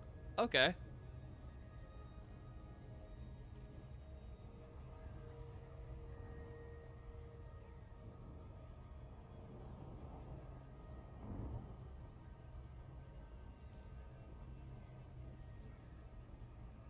Yeah,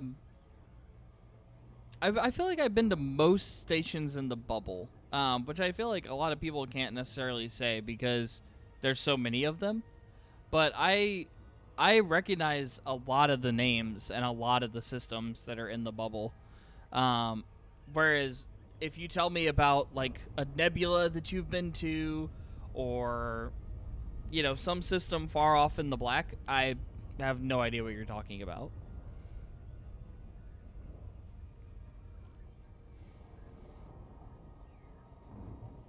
All right, here we go. Back to Robigo.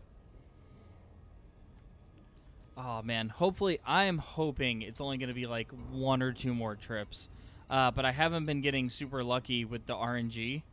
So we still need about 23, I think. 23 mil more. Plus, I really don't want to be completely broke. I do want to have at least 20 to 50 mil under my belt.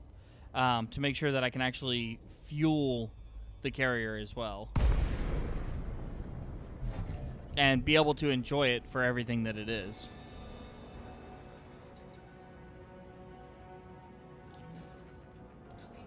Hey, we got to dock right away. Can't go wrong with that. You were going to jump to Colonia and made it 2,000 light years in your Jumpaconda? Nice, dude.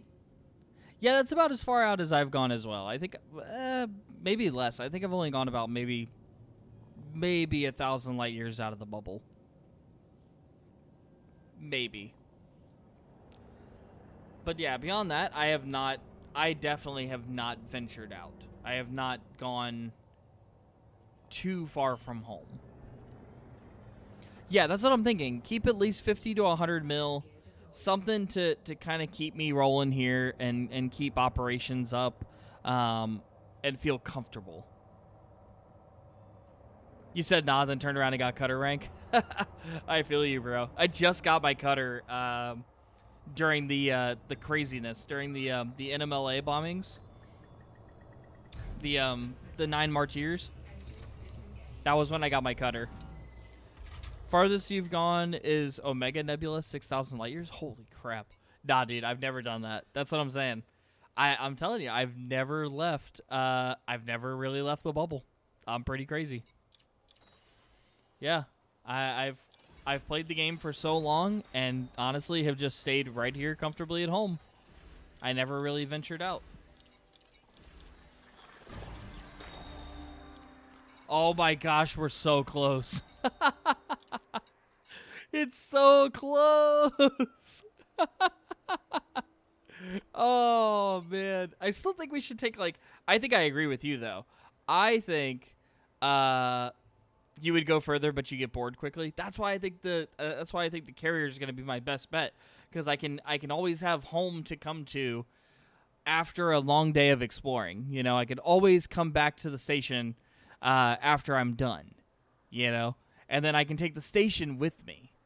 So I think that's why I really want the carrier. The carrier is always kind of a way to return after a long day, refuel, repair, all that kind of stuff. Which, by the way, that just reminded me, I do have to get those modules installed also. So I don't know if I'm going to be able to retain a lot of money. I don't know. I may have to sell my mining ship just for the moment, and then re-outfit it later. So that way I have enough money to at least put the refueling on it. When I get my carrier, I will fly one jump ahead of it in my Conda and then jump it remotely. Yeah, that's what I'm saying too. Kind of have like a lead ship. That's not a bad idea.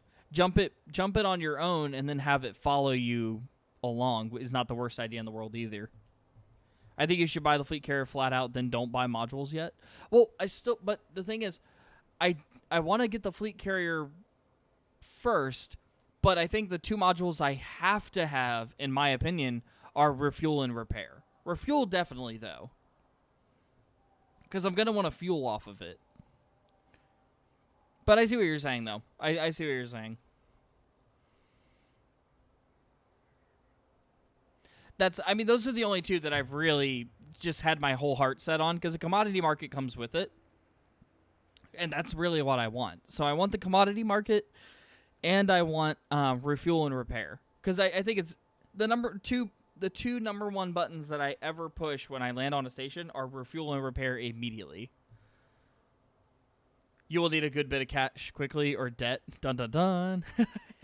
I hear you. Trust me. Absolutely. Yeah, I don't want to go into debt in the first week. That's a pretty sizable fear of mine. Is that I'm going to get this carrier and then lose it right away. But I don't think I will. I think I'm invested enough in the game to keep up the carrier and keep it in good financial standing.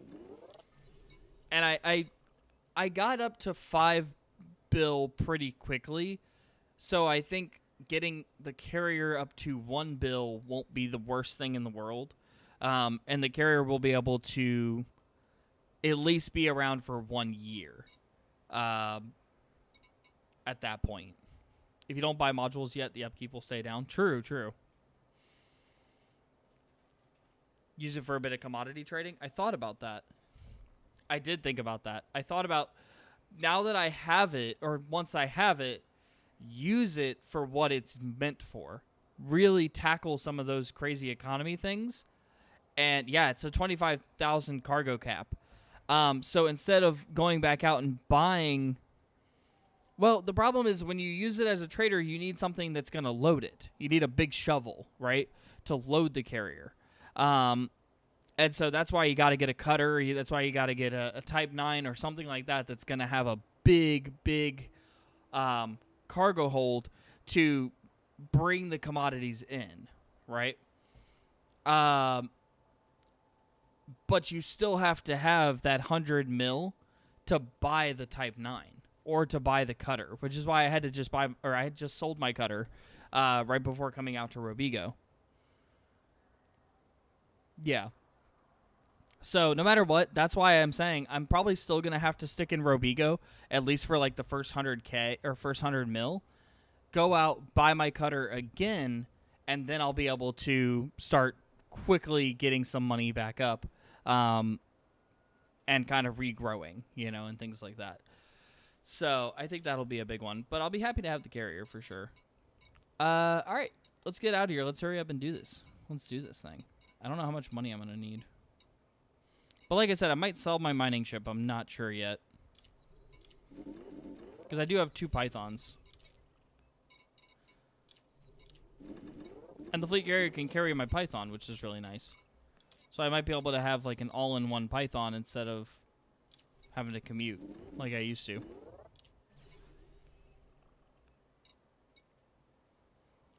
Two more trips? I think so, right? What do you think? Because one more trip will easily get me over the 5 bill line. But I think the second trip will be nice to kind of have a little bit of extra money in my pocket. A little bit of jingle in my pocket for those accidentals.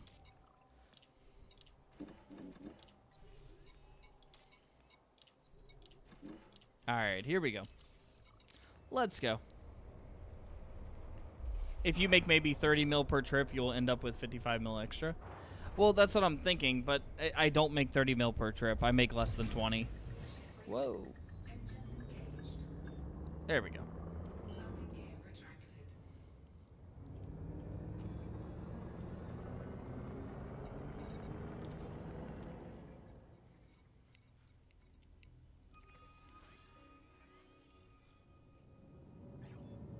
All right, here we go.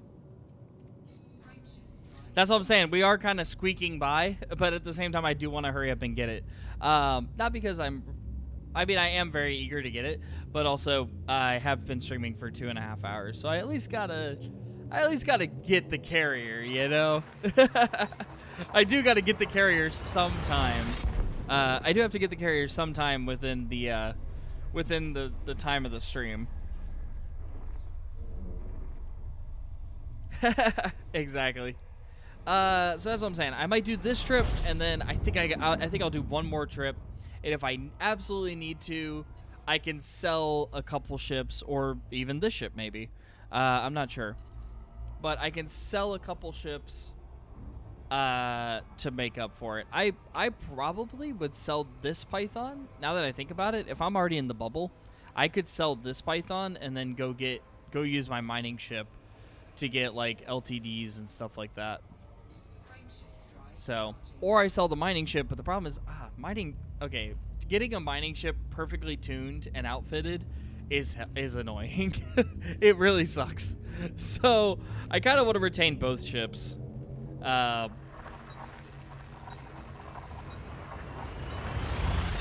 I kind of want to retain both ships and not have to sell either one if I can help it, and then just keep running a couple more passenger missions to get some more income, I think. So Incoming mission critical message. the funny thing about it is, as soon as I get a cheap Type 9, I'm already back in the money. Like that's pretty much it. Because once you can start running trades again, you're pretty much set. Because like we said, then at that point, all it is buying cheap commodities and transferring them, and you'll just make buku bucks. Sounds like when you bought your cutter. That's what I'm saying. I'm kind of scraping by, but then as soon as I even get a little jingle in my pocket, I'll be right back on top again. I'll easily be able to crush economies and stuff. But the T9 saves the day. But the T9's cheaper. That's the only problem. That's the only reason I suggested it, because the T9 is cheaper to buy than the cutter when you're broke. But then as soon as I get some jingle in my pocket, you sell the T9 and get the cutter indefinitely.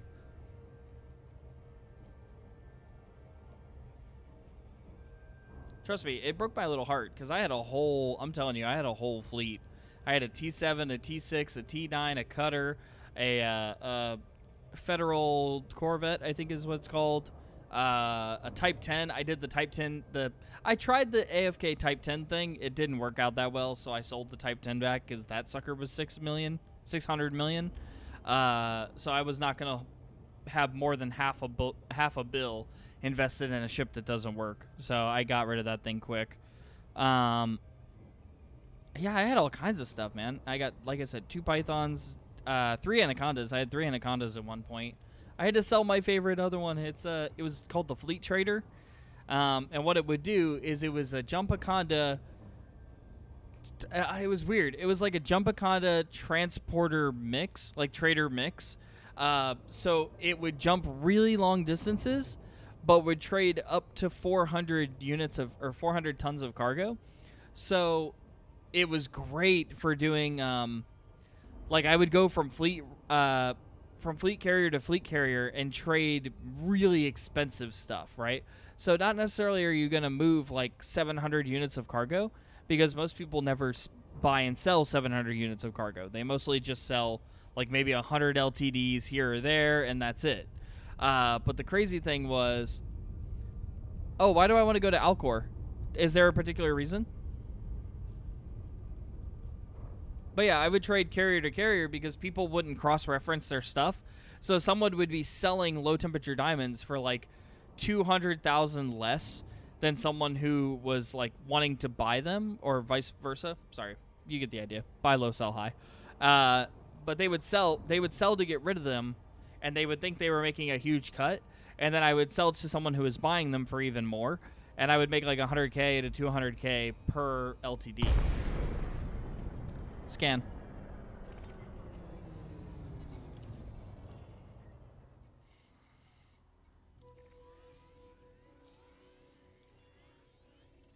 Mission objective complete. Jump. Frameshift drive charging.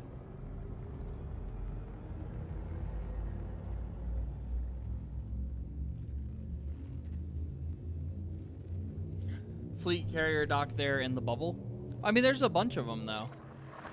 Is that really the closest one? Alcor. So I see what you're saying though. At McDonald's settlement, it's 406 light years as opposed to 350 for Belante or Belante. I don't know. But I'll go to Alcor. It's in the Alliance. Oh, it's close to Sol. Oh, that's not bad then. If it's close to Sol, that's not actually the worst place in the world. Actually, you have a point. I would like to see, rather than what's closest to Robigo, I should check and see what's close to Sol, you know? That's a good idea too. Because you're more likely to find tritium there. It says Kruger 60 is only 13 light years. From Sol. Yeah, Kruger 60 at Kepler Gateway is 13 light years from Sol. Not that it matters, because the whole thing can jump 500 light years anyway, but... Frameshift drive charging. I mean, I don't know. I'm just going off of what's on the chart. Basically, almost all of them are in the bubble anyway, so... Except for Colonia. I couldn't believe it.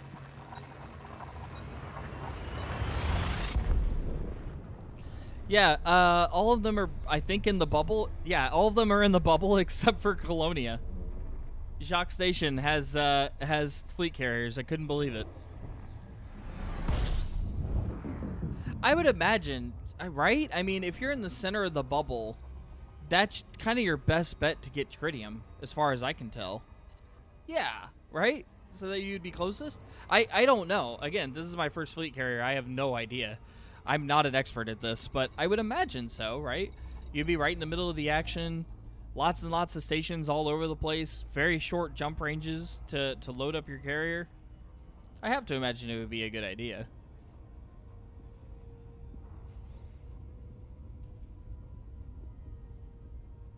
And the only thing I could possibly think of is high traffic volumes. There would be a lot of carriers in the center of the bubble because the bubble is the home of carriers, basically. But that's the only thing I could think of. Just crowded parking. So I don't know. Plus, it all depends what kind of fuel I can get as soon as I buy it. You know, does it give me an empty fuel tank, or do I actually get a little bit of tritium to start with? The carriers are pretty concentrated. Yeah, they are. That's what I'm saying. So I don't know what system would be a good one. You start with 1,000 tritium, so then so you get a full tank. That's good, because that was my example earlier. How, like, if I go to a car salesman and I buy a car, my first tank of gas better be free. I mean, come on. You can't buy me a $20, $30, $40 tank of gas for a $30,000 car. So that's exactly the same example that I'm giving here. I gave 5 billion credits to buy this carrier. You better give me 1,000 tritium, right? That just makes sense. That's just logic to me. All right, man. One more trip after we drop these guys off, because I'll have enough money to buy it, but I want to make sure I have a little bit extra just in case. That's true. No, I did know that. I did know that you could put tritium in your cargo hold, but my problem wasn't if they would give me a ton of tritium. My problem was I want to make sure that I can afford it, because tritium's not cheap. You know, if it's 50,000 credits per ton, you can very quickly get into the mills, and I just want to make sure that I have enough for some fuel, plus have a ship to transport, plus, you know, yeah, there's certain things that, like, are going to be required to make sure this thing goes off without a hitch. My biggest fear is that I end up the example I gave earlier was that I want to go out into the black with a cruise ship instead of a dinghy. But if you've ever seen a cruise ship get beached, I don't want to beach this cruise ship. They're very hard to get unstuck. When mining got flipped upside down, people were buying FCS and decommissioning them for tritium and somehow making a profit. What? Really? People were buying fleet carriers and decommissioning them for tritium and somehow making a profit. I think that's got to be fixed now, because I think the decommission for a fleet carrier that you just purchased is 4 billion. You think so? 4.8 billion? I think it's 4 billion. I think they changed it. That was what I saw in an Obsidian Ant video. I have no idea. We'll know in a minute. But yeah, I don't know. I don't know if they give you 4.8 or if they only give you 4. As soon as you buy it, like literally at the yard, I have no clue. Yeah, I don't know. You and I, we're the blind leading the blind. I can only speculate based on what I think I've heard. Which is why I'm so excited to get this thing. There's so much like mystery surrounding it. And hey, look at that. We're 12 mil in the green. Oh man, I'm so excited. Oh, I'm ready. I can taste it. I want it so bad. I've never wanted anything more out of this game. Ooh, and we got a 5 mil mission. That's a good luck charm right there. Okay. Let's see. 3.8, 3.8. I don't know if there's any 4 mils out there, but we'll pick up the 3.8s. That's fine. Let's see. Any 4s under here? Nope. So I was good to pick up those 3.8s. All right. Grab this one. Any 2.5? Yep. There we go. All right. And a 2. Oh, there was a 3. Oh, no. Well, I probably couldn't have gotten it anyway. Oh, no. Wait, did the time just restart? Hold on. Let's see. Are there new missions? Oh, there's one. Ah, none. Okay. Yeah, for those of you guys actually don't know, every time the clock restarts every 10 minutes, so at 3:40 and 00 seconds, the passengers reset. So every 10 minutes, the missions reset. All right, let's get out of here. If only you could stuff passengers in fleet carriers. I agree, right? Right? Then bulk jump them to the destination. I will kind of lead into that a little bit. You can do that, but you can't put passengers on carriers you could put passengers in your ship, right? So I'll kind of explain that a little bit when we get back here. But basically, some of those missions you saw that are like 50 million credits if you take them 24,000 light years away, you could, I'm almost positive you can stack those missions and then take them to where they want to go. I'm almost positive. If you can, I'll be very surprised. But I don't see why you wouldn't be able to stack those kind of missions. So that's kind of another way to utilize the fleet carrier, maybe to make some big credits. Because you could just sit here and camp at that station in solo mode, guys. Do not block Robigo when other players are trying to land. But yeah, if you camp it in solo mode, I'm sure every 10 minutes you could update the passenger list and maybe grab some more missions. And I don't see why you wouldn't be able to go take those passengers like 24,000 light years or something.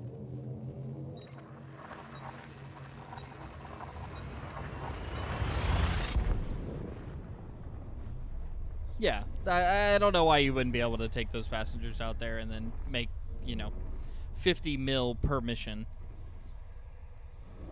I haven't heard of anyone doing it. I haven't heard anybody recommend doing it. But I don't see why you wouldn't be able to, Because, like, if you've got multiple passenger cabins, then you've got room to take those passengers.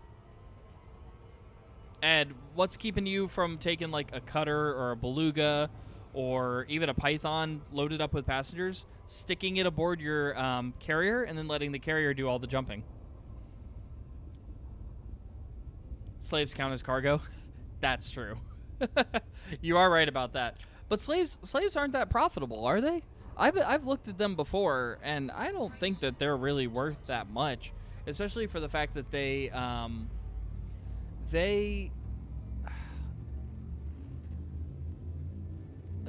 not.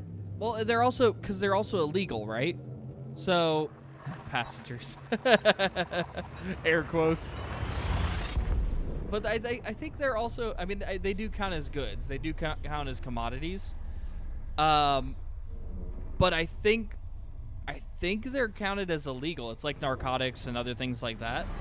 So I think they have to go into your secure warehouse, which is, again, another module that you would have to add to your ship. I don't think they count as regular tradable commodities like grain and water and, stuff like that. All right, let's see here.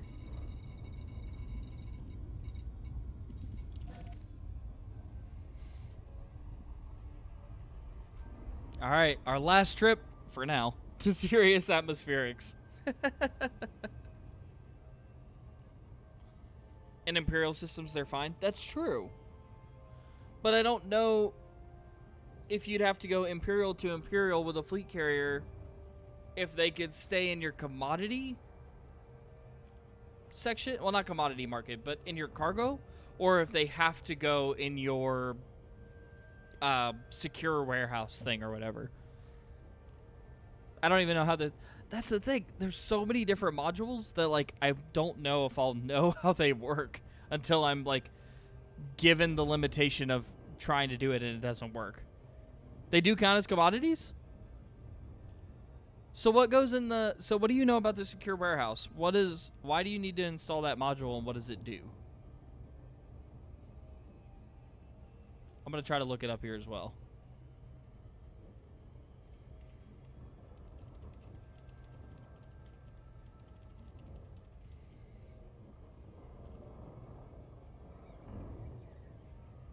All right, I'm looking up the wiki now while we head over here to Sirius.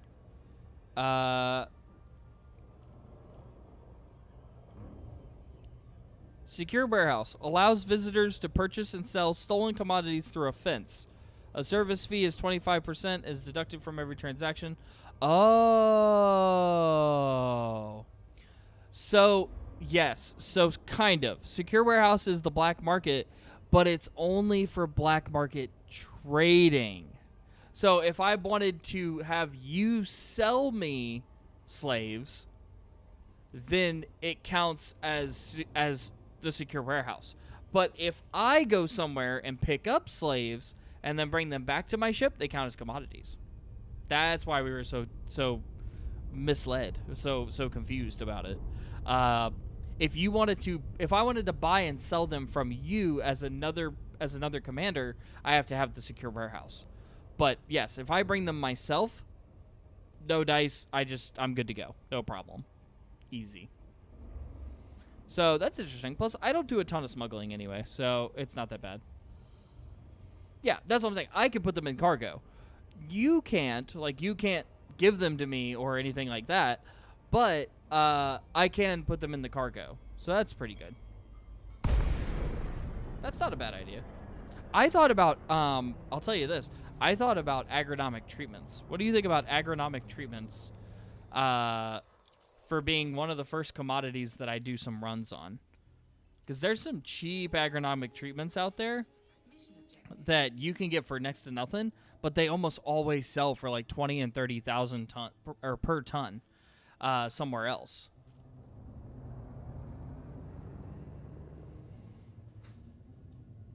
All right, here we go. Mission complete. Let's go. Frameshift drive charging.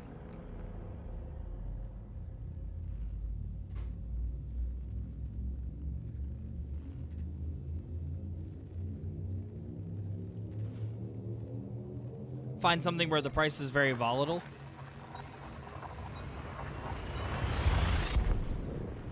My only problem with the fleet carrier is that, like I said earlier, players, how do I say this? It takes players to update market information on the third-party tools, right? So you almost need to take like a DBX or a Anaconda, like a Jumpaconda, station to station to make absolutely sure that what the price says on the third-party tool is what it is. Or if you're looking at the third-party tool, it has to have been updated less than the last hour, I would argue. Because if you're getting outdated market information, but you're jumping a carrier to go get that information or go get that commodity, and then it's not there, oh, that's the worst. And you're spending millions of credits on fuel, on the tritium, just jumping. So yeah, it's got to be worth your while. That's what I'm saying. That's what makes it so hard, and why the fleet carriers, I think, aren't ready to be introduced to the game. Because the problem is, I can't tell you how many times I've jumped somewhere and the market data was outdated, and then turns out that it wasn't even on the list at all, but it was because it was 1 day old or something like that. So if you're gonna, I would say, because we're stuck with the limitations of the game as it stands, and it's up to us to make our profits, not for FDev to fix our problems for us. They should, don't get me wrong, I totally agree with you. They should fix our problems. They won't. They should. They won't. So it's up to us to make our own big bucks and make our profits. So if we know that it's up to the player to go to station and update its information to make sure that we're getting the best profit possible, I would say it's probably the best bet, and probably in my interest, to have a Jumpaconda that can quickly get from this station to that station, figure out what it is, and then call my fleet carrier to those stations to start making the trades.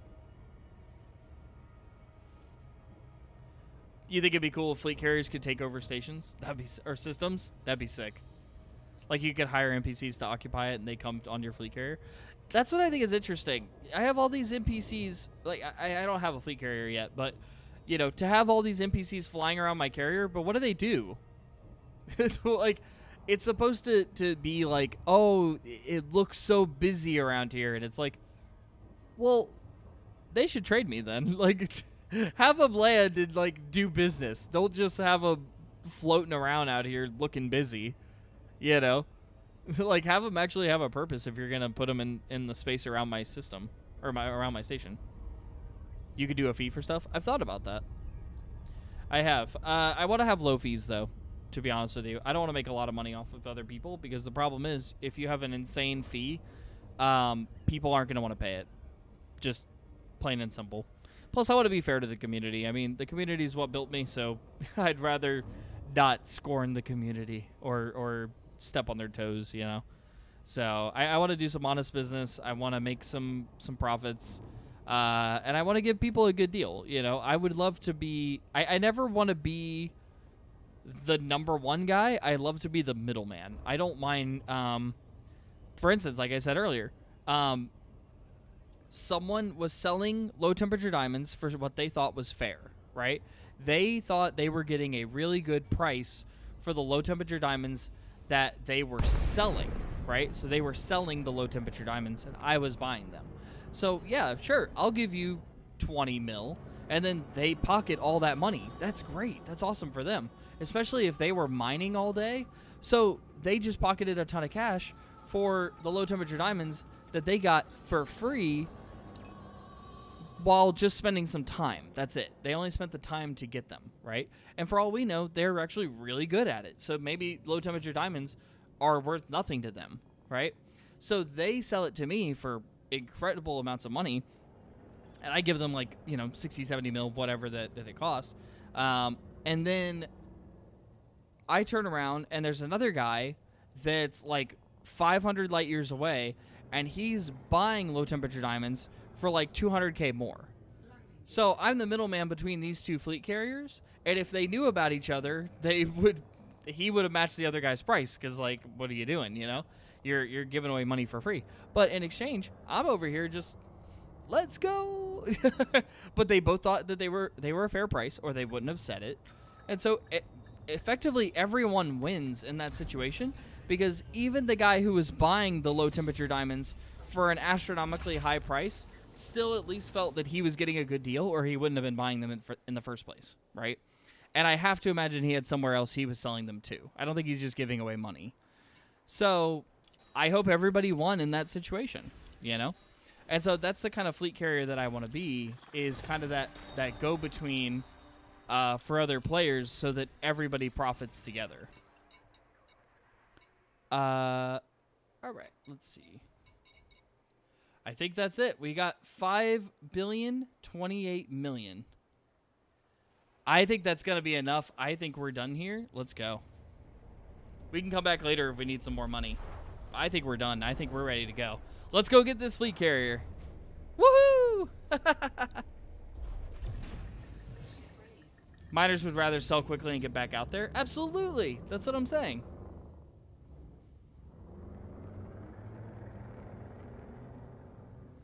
Yeah, exactly. The shipyards are a complete waste. I don't understand the fleet or the shipyards at all.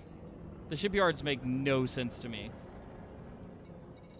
They really don't. They don't make any sense to me at all. Because why would I buy at market value a ship and then turn around and sell that ship to another player that could just go back and get that ship? The only way you're going to be successful with a shipyard is selling ships out in the black. That's it. Like, that's the only way. And even then, okay, so the one-off chance that the other guy who's way off in the deep black is even going to run across your fleet carrier and choose to buy a ship and choose to, like, come on. It's no. Everything, and you're supposed to make up 240 million or whatever it is to install that module off of a shipyard? Forget it. You're never gonna turn a profit on a shipyard. Because here's the thing, the people who are actually gonna buy the ships from you should be in a place that don't need ships to begin with. They probably have all the ships. What do they need yours for? So I don't know. And for a markup, come on, they're not stupid. Other players aren't stupid. You're not stupid for trying to sell it to them. The shipyard's just a complete waste. Or you take a loss, or you're the everybody's favorite guy and selling cheap ships to your friends. That's it. But even then you're taking a loss. Why would you want to take a loss?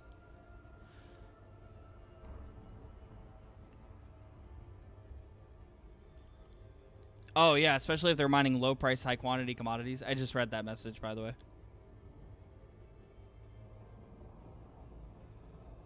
Sell Aphmus a few 1,000 light years away.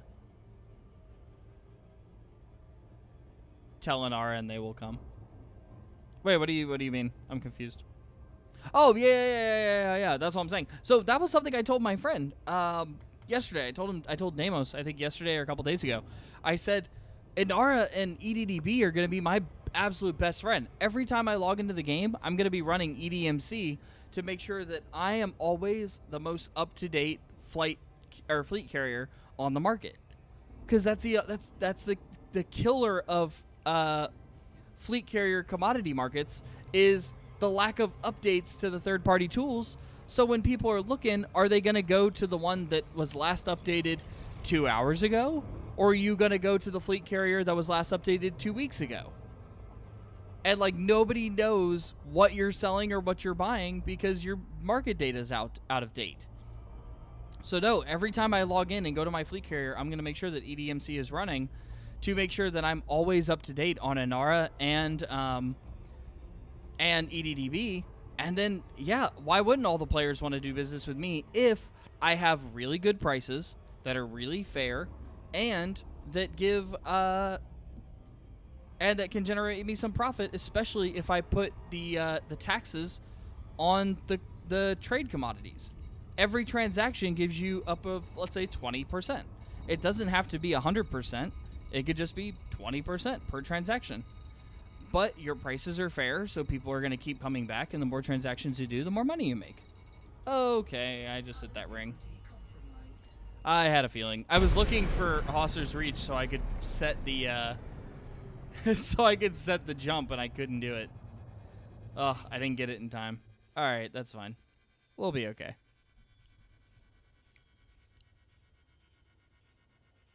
Oh, auto field maintenance units? Gotcha.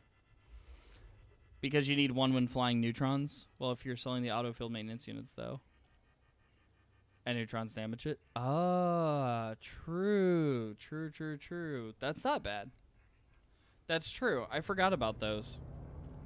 I don't go very far, so I totally forgot that yeah, they don't repair your FSD.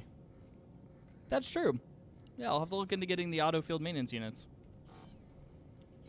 All right, let's go. We're gonna do some ring surfing here.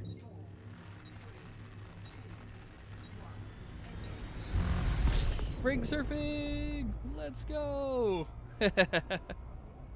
Nothing better than ring surfing before you get to a fleet carrier. Oh, so good. Here we go. Oh, coming in hot. Slow down. Oh! Did I miss it? I think I missed it. Oh, how far did I miss it by? I'm telling you, I'm not having fun with the throttle controls. I was trying to get the thing to work, and it really wasn't. Oh, actually, we're not that far. Oh, I don't have any boost though. Bummer. Yeah, we're surprisingly not that far though. I don't know. I'll still jump in. That's what I'll do. Oh yeah, put them around a neutron. Yeah, that's true.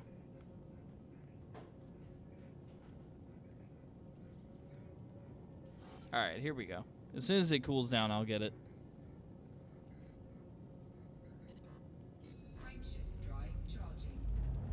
All right. So it's gonna be weird because I have to like speed up and then slow down right away. There we go. Okay. Cool. Here we go. There it is. And we made it. Very nice. I have to go in here to get the Jumpaconda from earlier. So, hey, while we're heading into Hosser's Reach here, do you know where we want to go? Z, do you remember where we said we wanted to go? Because I know we tossed around the idea of like about 4 or 5 different places, but I don't know where we want to go specifically, like what system. Landing pad 3-3. You are clear for automated approach, Commander. Kruger 60? Kruger 60 sounds good to me. All right, we'll try to go to Kruger 60. That'll work. All right, let's get in here and dock. I'll leave this Python here. Because here's the thing. Even with a fleet carrier, I don't think I'll ever take this Python and transfer it onto the carrier. Because this Python is only for running passengers. That's all it does. That's its job, right? So the only thing I could see me doing with this Python is getting it over to a system where I could put a... because I need to fix the power distributor on it. The power distributor is not very good. So I need to buy a bigger one, I think, so it can boost. But beyond that, this thing doesn't need to do anything else but passengers. When you buy it, it will spawn in a nearby system. You can see it on the map. True, true. I did know that. I saw that on a video. All right, let's go ahead and repair. Let's refuel. And we'll go in here to Starport Services. Touchdown confirmed. Docking restraints engaged. And we'll go grab our Jumpaconda.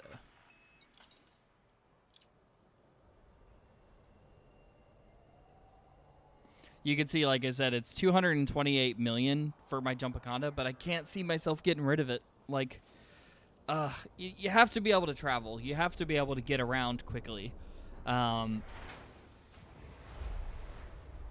So, yeah, I just can't imagine getting rid of this ship in exchange for the fleet carrier, because this really does get me around all over the place. And this is going to be my #1 exploration ship once we head out of the bubble and start exploring with the fleet carrier.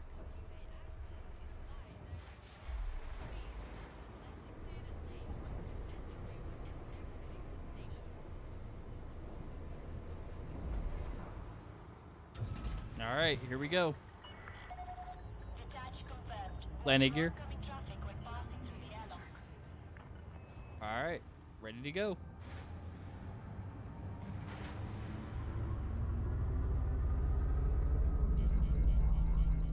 All right, out we go. See, this one has the boost. I told you the power distributor on the other one's just not very good, but this one has boost. This one will do good. All right, let's see. How do we spell Kruger? How do you spell it? G-E-R. Oh. Wrong Kruger. Oh no, it gave me the right one. Hey, all right. Cool. We got the right one. On we go. All right, goodbye, Robigo. We'll probably see you soon, because I am going to be broke. Oh, man. Gotta love scaling this ring, though. See you later, Robigo. Woo! Maybe we'll come back in a bigger ship. What do you guys think? We'll leave here in an Anaconda, arguably one of the biggest, fastest ships in the game, and we'll come back in an even bigger and faster ship next time. All right, we'll scoop a little bit, but we don't really need to right now. We got jumps to make. How many jumps we got? 8? Yeah, see, that's not bad. That's not bad at all.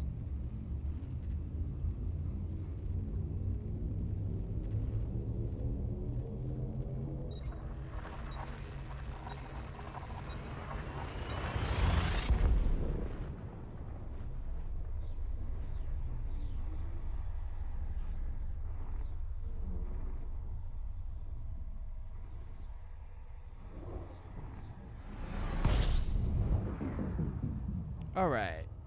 And we gotta bounce around this star real quick. We'll go ahead and get a little bit of fuel scoopage. Get a little more fuel.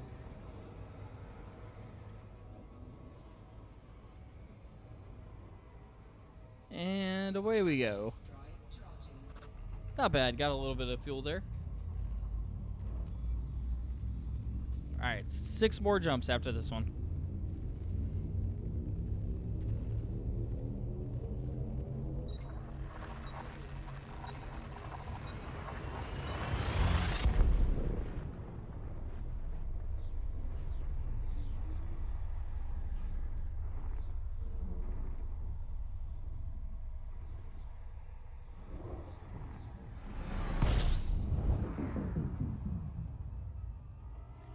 Alright.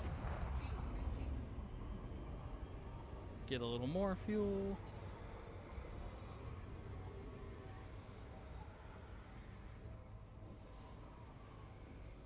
Okay, not bad. Almost a full tank there. Let's jump. Frameshift drive charging.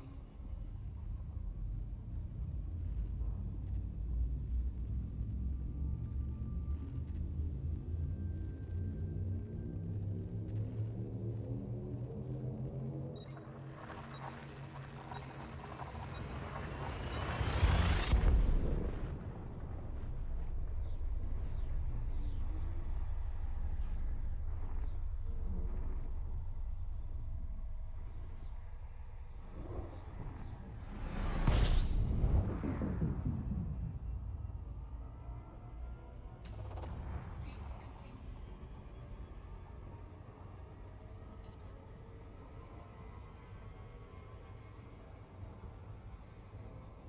12656. Frameshift drive charging. There we go.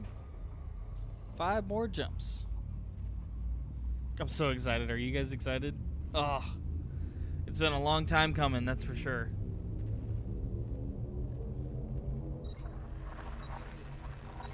I'm so excited. Oh, I wonder what color I want to make it.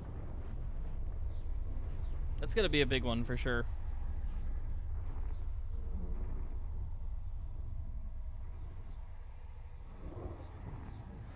Fuel scooping.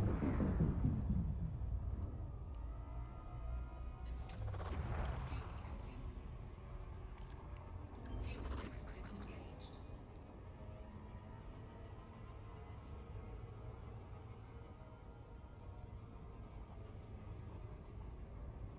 All right. I don't think I've ever been to this system.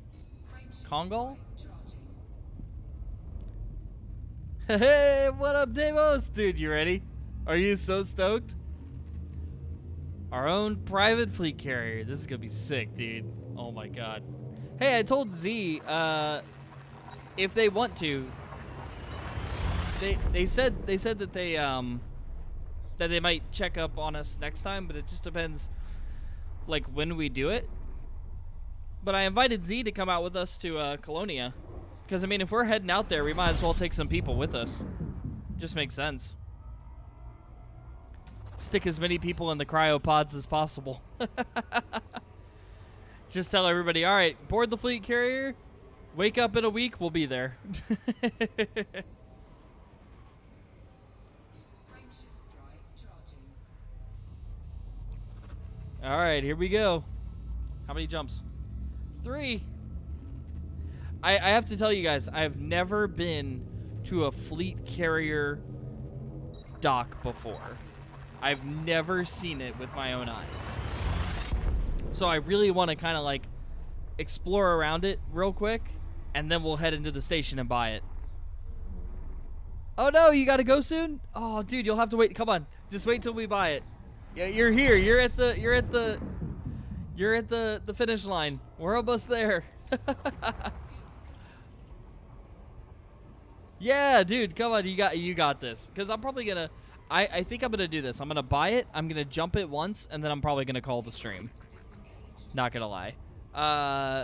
It's gonna be kind of the pinnacle of the stream. So you've stuck around this long. You gotta see the finale, man. We're almost there. Oh, 2 jumps. We only got 2 more jumps. Oh man, I'm so excited. This is gonna be epic.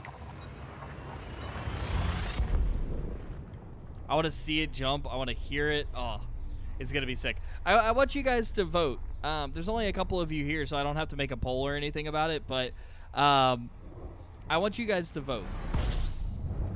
Should we? Okay, so should I jump with the carrier the very first time, or should I watch the carrier jump for the very first time? Leave your votes in the comments. Best 2 out of 3 wins. Well, not the comments. Don't leave a comment. Leave it in the chat. Sorry. Don't leave it in the comments. If you leave it in the comments, I'm not going to see your message. But, yeah, leave your vote in the chat. Should we, A, fly along with the fleet carrier on the first jump, or B, should we watch the fleet carrier jump for the very first time.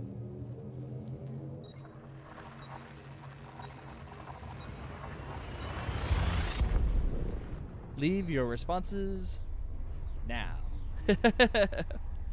Gotta like a game show, right? Answer the question now. Cast your vote to decide right now. All right, we're here. We're at Kruger 60. What's the station? I like that a lot of these fleet carriers are called fleet carrier. Oh, Kepler Gateway. All right. Kepler Gateway. Should probably watch cooler, in my opinion, instead of staring at the wall. True, true.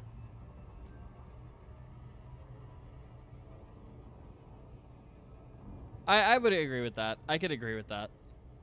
It'd be cooler to watch than staring at the wall.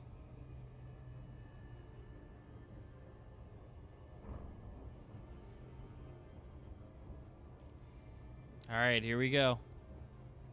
Kepler Gateway. I've never been here. I've never been to a fleet carrier dock ever. So I really want to see that. I really want to see what the carrier looks like, everything. I want to see all that good stuff. What was that? I just got a ping.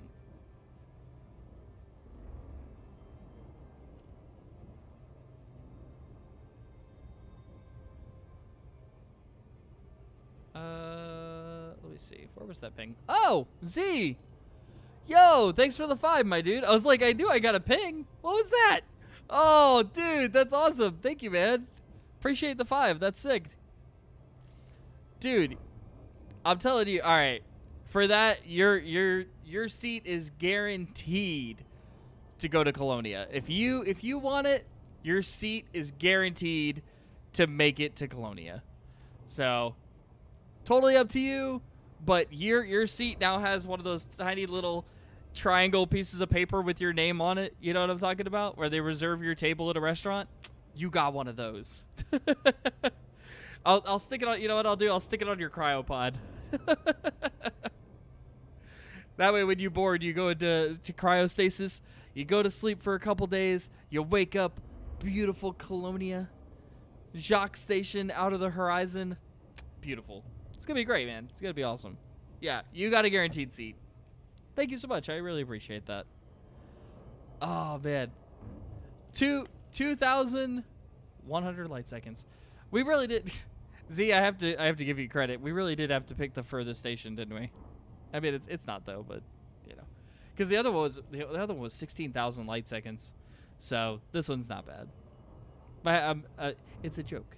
I make funny joke. Oh man, all right, here we go. 41 seconds. Let's get there. I'm so happy. I'm so excited. Oh, I'm wiggling in my chair. It's fantastic. It's been a long road, I have to tell you. I know you guys have probably missed me streaming, but it's been a really long grind to get here, and I just didn't feel like you guys would want to watch the grind, because to give you an example, the last 2.5 hours, I would say, or longer, is exactly kind of the thing that I've been doing to get to this number. So it wasn't easy. It took a long time, and I'm really glad to do this. I think this is cool. But I don't want to say that this is the end of, like, a lot of people say this is the peak of the mountain. To me, this is the beginning, right? Because I'll now finally have this mega ship that I can have all to myself, use it however I want, and all this other kind of stuff. Mostly to entertain the boys, you know, me, Deimos, Z, Austin, all of us, you know, heading out to Colonia. It's going to be a sick trip. It's going to be a boys outing across the stars. So, but yeah, I just figured that you guys probably wouldn't want to watch all the grinding leading up to it. It'd be kind of boring. But I'm glad you guys are here today. I'm really happy that you guys are helping and supporting me in this endeavor. It's gonna be super cool. And with that, we got about 0.3 light seconds left. So here we go. Oh man, Kepler Gateway. This is gonna be sick.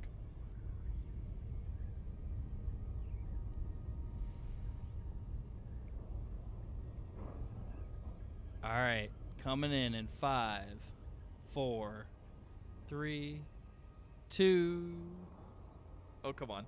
Don't tease me. Oh, this is actually kind of cool, though. It's going to be right here next to this planet. That's sick. Oh, what does it look like? Oh, okay. Pretty cool place, but where's the... There it is! There it is! Oh my gosh! Submit a docking request and a landing pad will be reserved for you. It's so cool. Oh man, look at that. Look at this place. Oh my gosh. Wow. Now I know I can't dock here. I know I have to actually go in the main station. I am just flying towards it because I want to see it up close. I've never seen one of these in person. Look at the size of the carrier, though. Oh, man. I'm so stoked. Oh, man. This is cool. I like this. Hey, fuel rats. I love those guys. Oh, don't get busted. Okay, there we go. All right, let's go into the station. I said I was gonna hang out around there, but I think I'm too excited. I think I want to get in there and go get it. Maybe I can. I don't know. Can I free cam it? Maybe. It's not really gonna work. Oh, I'm sick. Okay, never mind. I was like, maybe I could just do a free cam while it lands, but no, I don't think so. Not quite. Oh man. sorry for the barfy camera work. I'll do better. Boy, do you think I'm getting scanned enough? Holy crap. Well, they think I'm a pirate. They're like, no, this guy's gonna be broke. There's no way. There's no way this guy can afford a fleet carrier. He has to be space trash. They saw my steamy hunk of junk with no shields, and they were like, "No way, he's got to be at the wrong station. He got lost." Sir, do you need help? Do you need assistance getting back to Sol with all the other normies? You're clearly not supposed to be here at Kepler Gateway, home of the fleet carrier. Oh man. All right. Oh. Look at this place. This place looks sick. Very industrial. Pad 2? We'll take it.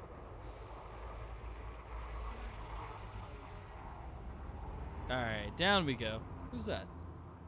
Scan. Dolphin. Ah, very cool. Alright, here we go! Ah, I'm so happy! Oh, this is gonna be great. Let's go. Starport services. I can't contain my excitement. It's gonna be so awesome. Oh, so who do we go to? Contacts? Fleet carrier vendor. Manat Fitzgerald. Karen. Get me a fleet carrier. Oh, look at that. Yeah, let's go. Oh my god. Greetings, Commander. Can I interest you in one of our most expensive ships in the entire game? Also known as fleet carriers.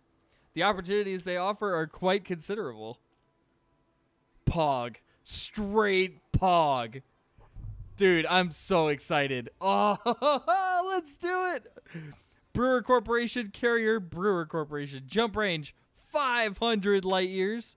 Landing pad size, 4 small, 4 medium, 8 large. Cost 5 billion credits. The most money I have ever spent in Elite Dangerous in my entire life. Oh, should we read the entire flight log? No. Buy the carrier. You guys ready? 3, 2, 1. Oh, I get to name it. Oh, sweet. That was anticlimactic. Sorry. All carriers can be given a custom name at any time in the carrier settings menu. What are we going to call it today? We can't change our carrier ID, though, but we got QNY-01, Mr. Number 1 himself, J. Carrier cost 5 billion credits. This is going to be nuts. What are we going to name it, guys? Oh, man. All right. Fleet carrier. Let's see. I already thought about this. I've been thinking about this name all week. I'm thinking, in respects to the Planetary Gamers. Oh, you can't do audio right now? Oh, no. That's not good. Planetary Gamers, I'm going to call it Planetary Trading Solutions. Oh, can I not type the whole thing? Planetary Trading Co. with the dot. I like it. Welcome, guys, to Planetary Trading Co. 5 billion credits. QNY-01J. Confirm purchase. Incoming message. Straight pog. Brewer Corporation. Outstanding, Commander. On behalf of the Brewer Corporation, may we offer our sincerest congratulations. You are now the proud owner of a Drake-class carrier. Your carrier is ready for service. Further details have been delivered to your inbox. The location of your carrier is Ross 775. View carrier location. There it is. Boys, we done did it. We got it. All right, we're going to Ross. Let's do this. All right, so how do I need to click into Ross here. Unless this is the... Oh, yeah, so this must be the fleet carrier menu. This isn't my galactic map menu. So this is totally something different. All right, well, let's back out of here because that's done. Let's look over here. I should have a new menu under my home screen. Oh, no, it's not. Wait, where is it?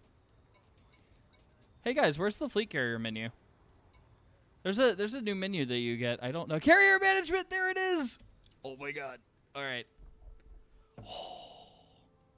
25,000 units available. Oh, summary capacity 25,000 units. Module / ships. Markets use space. Markets allocated space. Installed services and free space. I have no installed services. That comes later. But for now, we have just an empty regular carrier. Federation, welcome. Oh, cool. I'm rated for the Federation. I'm glad that I bought it a Federation system because I really like the Federation a lot. Available in this star system. So let's go down the list here. Current location, Ross 775. Tritium Reserve. So to answer your question, Z, it does not come with 1,000 units of tritium. That has been debunked. It comes with a free 500. So it comes with a free half a tank. Its jump capability is 500 light years, so I could actually jump it to me if I wanted to, but I'm probably going to jump to it, to be honest. The weekly upkeep for this is 5 million credits, which is totally fine because I currently have in reserves for myself. I actually don't see where it is. I don't see where my money is, but I do know that I can deposit into this account if I want to. We'll worry about this later, but yeah. So it's basically the core cost is 100% for 5,000 credits, or 5 million credits. Yeah. So Z, they only give you 500 tritium instead of 1,000, but that's okay. I could still make do with a 500. It's only 66 tritium every time you jump, so I still get a few jumps out of it anyway. So that's not a big deal. Okay, we'll move on down the list. Commodity trading, total inventory value. The credit value of all commodities stocked at this fleet carrier, active imports, active exports, capacity allocation, and all-time trade profits. I cannot wait to manage this market, but I'm not going to do that right now. We can do that later. So in here is where we can buy and sell those upgrades. So the things that come with it are the bridge crew, the commodity trading, which is why I have the commodity market installed, and the Tritium Depot, which allows other players to donate tritium to me, but they don't have to sell it to me. They can basically just donate it at will if they want to. Now, the refuel station is an extra 40 million credits, which I'll probably be getting sometime later today. But I won't do it on stream. But just know that I'm going to go work to get the 40 million credits to get the refuel station, so that whenever a player lands on my carrier, they can refuel their ship for no additional. Well, it's not no additional cost. It does cost them money. And then I'm also going to get the repair as well, so that people can make repairs to their ship, and that's going to be an extra 50 mil. That may not be done day one. That may be done tomorrow, maybe. Then you have your armory, which is where you can get weapons and vehicle hangers. After that, you have your redemption office. That's where you can redeem outstanding vouchers or combat bonds. I'm probably not going to get an armory or a redemption office right away. And I'll leave it up to... I'll leave it up to the people that use my carrier the most, besides myself, if they want these additional services. On top of that, you can get a shipyard. Again, we talked about that. 250 million credits to get a shipyard. Absolutely not worth it. It's ridiculous. You do not need a shipyard to store other people's ships. And to my knowledge, you don't need a shipyard to store your own ships. So I have zero reason to have a shipyard. Outfitting, about the same. Basically, you can outfit your ships with different parts. The secure warehouse is what we were talking about earlier. That's the one where you can trade, or you could buy and sell illegal goods from other players. So we did touch on that briefly. And then the universal cartographics is where people can sell you their cartographics directly to you instead of having to go to a different station. I'll probably not get this either, just for the sheer fact that it's 150 million credits to buy this system, and then it also adds a 1.8 mil per week operational expense as well. So a lot of these I may actually not run with, but I can tell you that I'm definitely going to get the refuel and the repair station, and it's only going to add an extra 3 mil per week onto my operational expenses, which to me is just the cost of doing business at that point. So really cool stuff there. The rest of these I can't even click on because they are involved in these upgrades.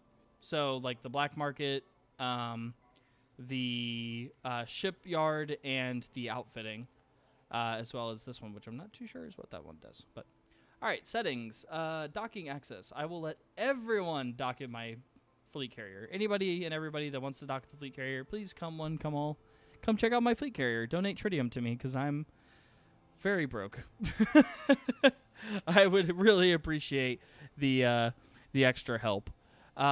Notorious commanders, I will absolutely allow notorious commanders. If you want to be a pirate, but you're welcome here, you savage. Set current activity, always is going to be set to trader.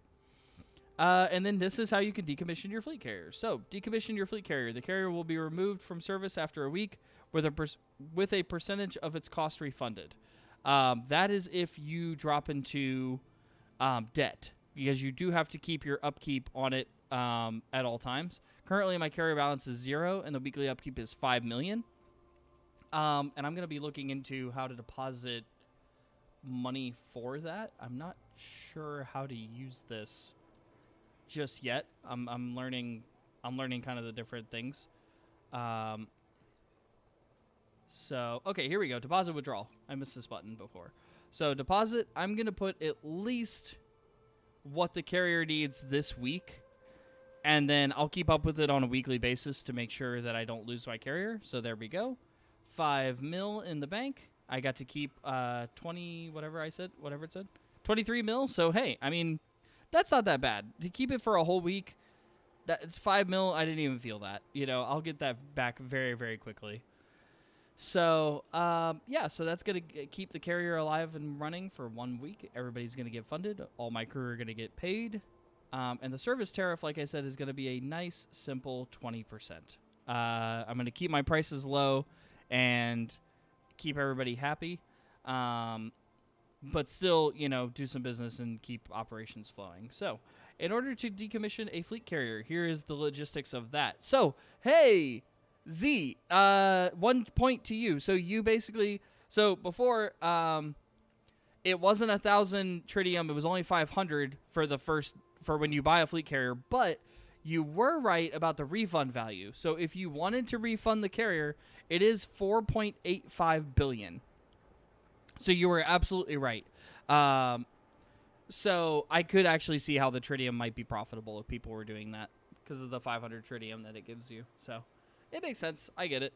The refunded credits will be delivered following the fleet carrier's removal from service.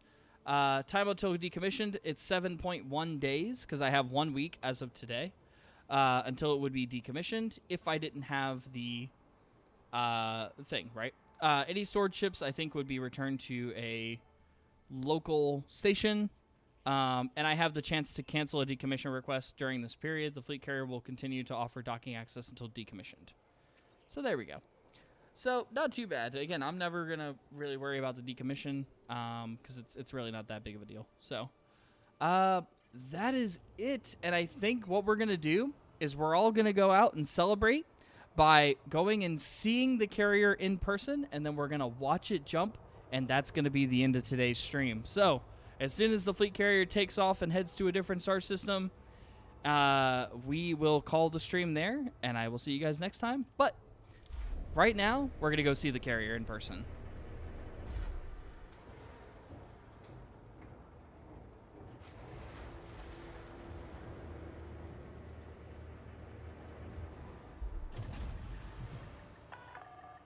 Docking coupler disengaged. All right, let's get out of here.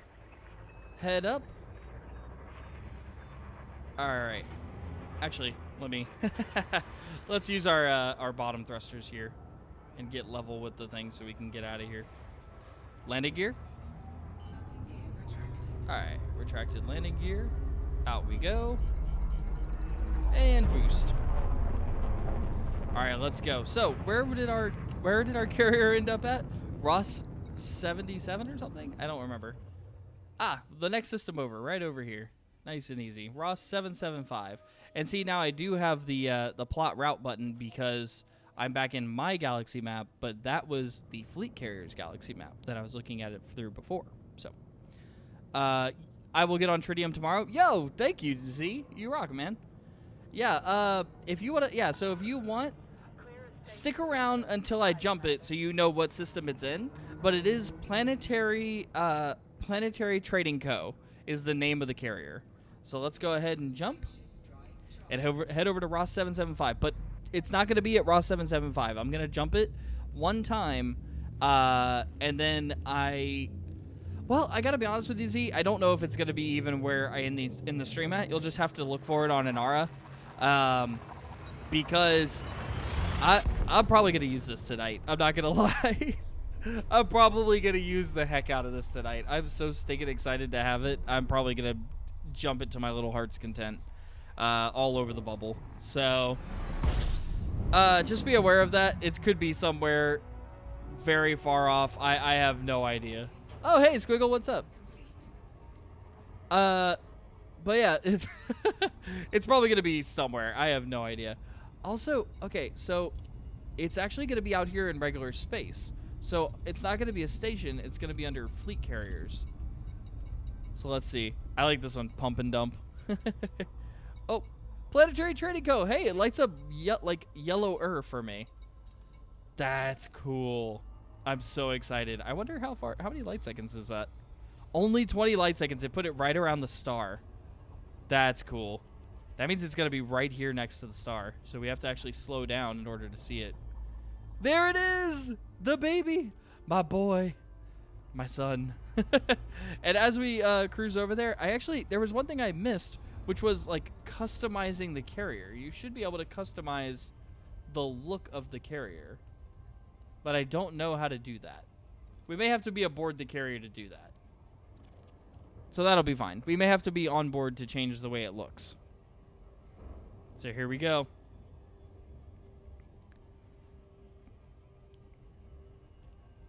All right, we got about 30 light seconds, or 0.3 light seconds. 30 megameters.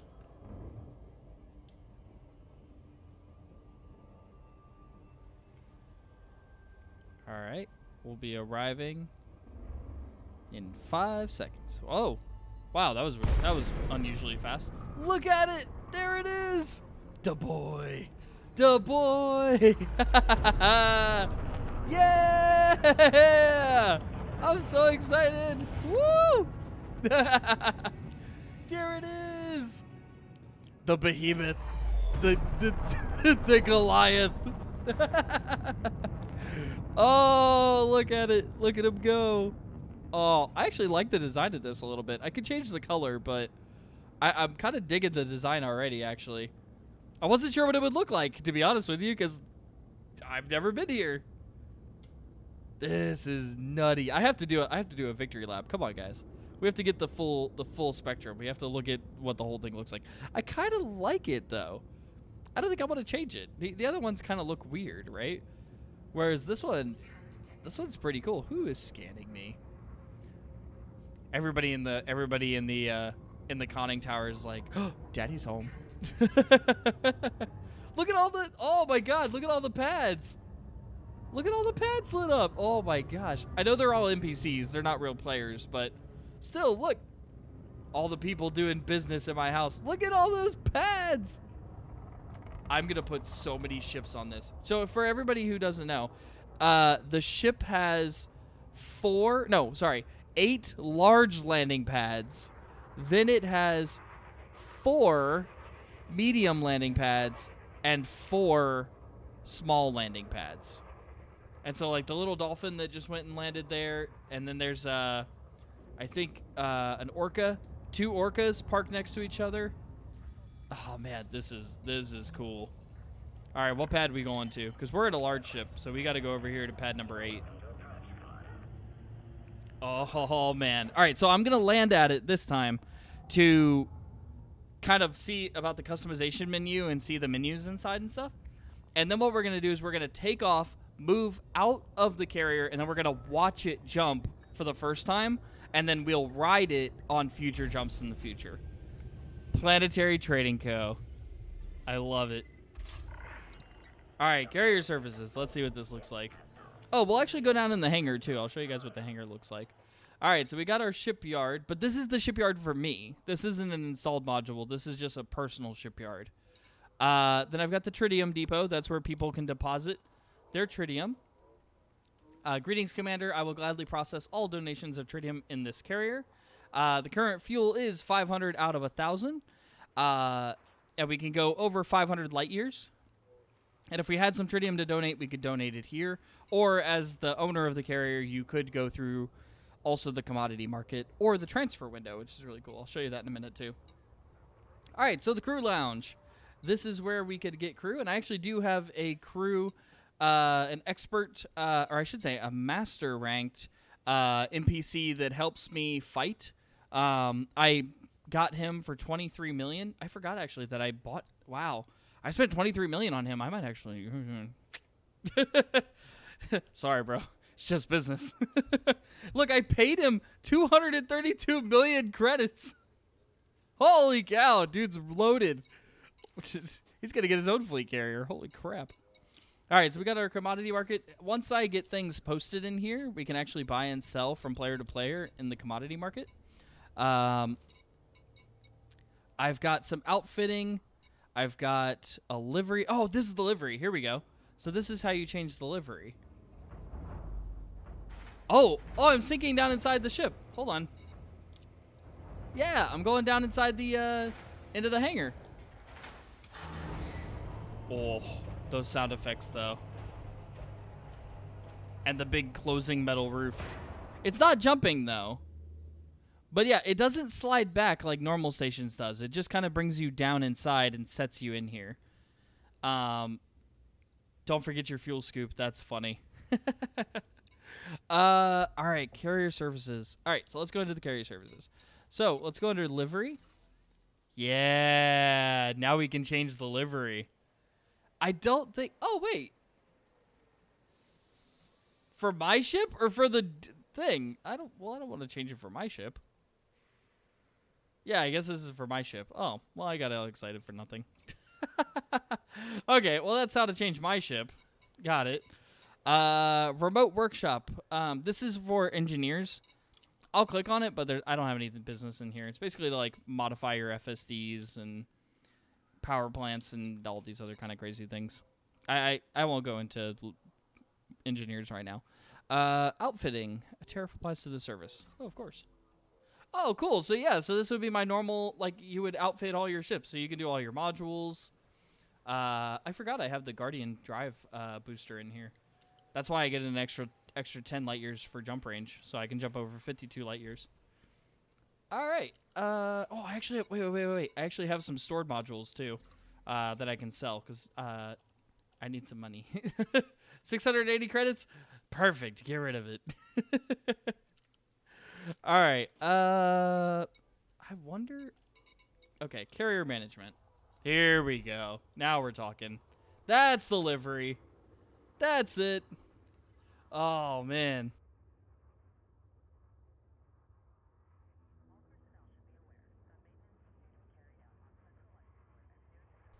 All right. So, yeah. So, like I said, I like the layout of it personally, but I'll check the livery. So, look. Fleet carrier livery. Now we're talking. Here it is. All right, so the engines, there's the engines on the back. I didn't get to show you guys the engines on the back while we flew around. Look at all the pads that are being worked on right now. Those NPCs better be doing trades. Listen, I paid a lot of money for this. They owe me some money. All right, paint job. This is what I wanted.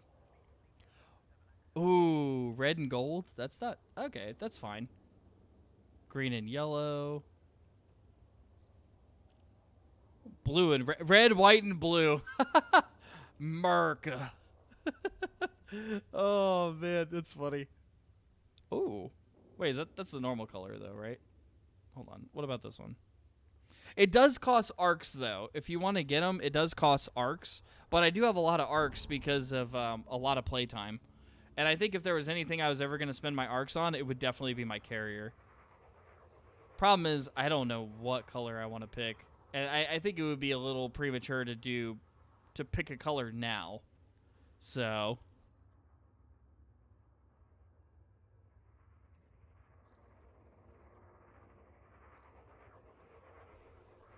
yeah, but it's good to know that I can change it at least. I just think it's too early to pick a color now.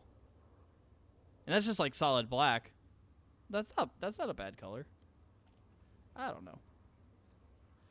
I don't really like the black and red. Ooh, what's on sale? Oh, they're all the same price. Okay, that's fine. All right, we'll go with none for now, but we'll work on something else. You could change your air traffic controller. Happy to see you out there, Commander. My name is Blaine, and I'll be your flight controller today. Oh, Blaine sounds sick. Oh, it costs arcs to do this though. My name is Donovan, and I'll be your flight controller today.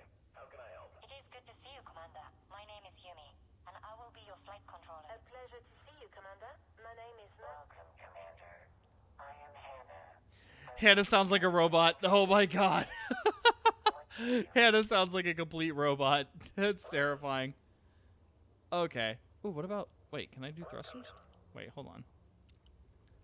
Okay, I know I can change thruster color too.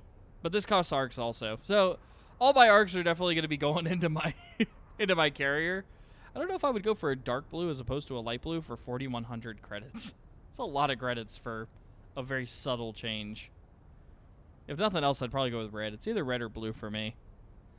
Alright, I think I'm going to go with a stock carrier for now. Oh, you can also change these colors as well.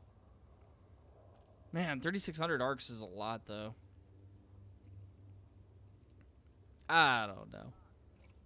I'm probably just going to keep it stock for now. Ooh, can I put the nameplate on for free? Nope.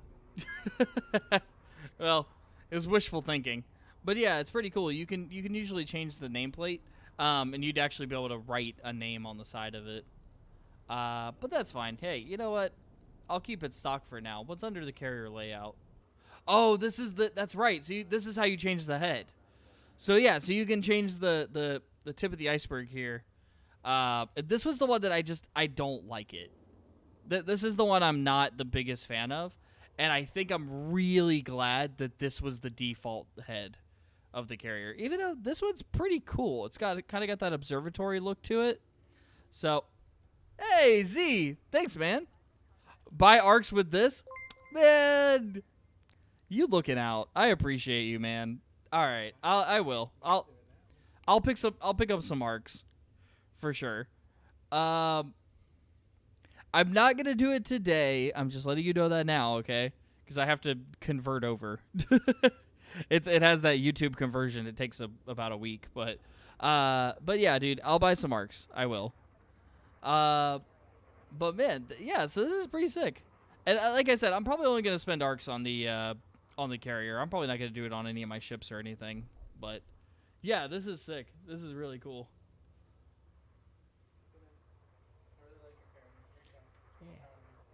All right. So, other than that, we already saw all the other settings. So here's what we're gonna do, guys. We're gonna head out of the carrier, and we're gonna watch it jump for the first time. And as it jumps away, that will be the end of the stream. But it's been a lot of fun. I've thoroughly enjoyed this. This has been an absolute blast hanging out with you guys, especially you, Z. I super appreciate all your help. It's been really cool, man.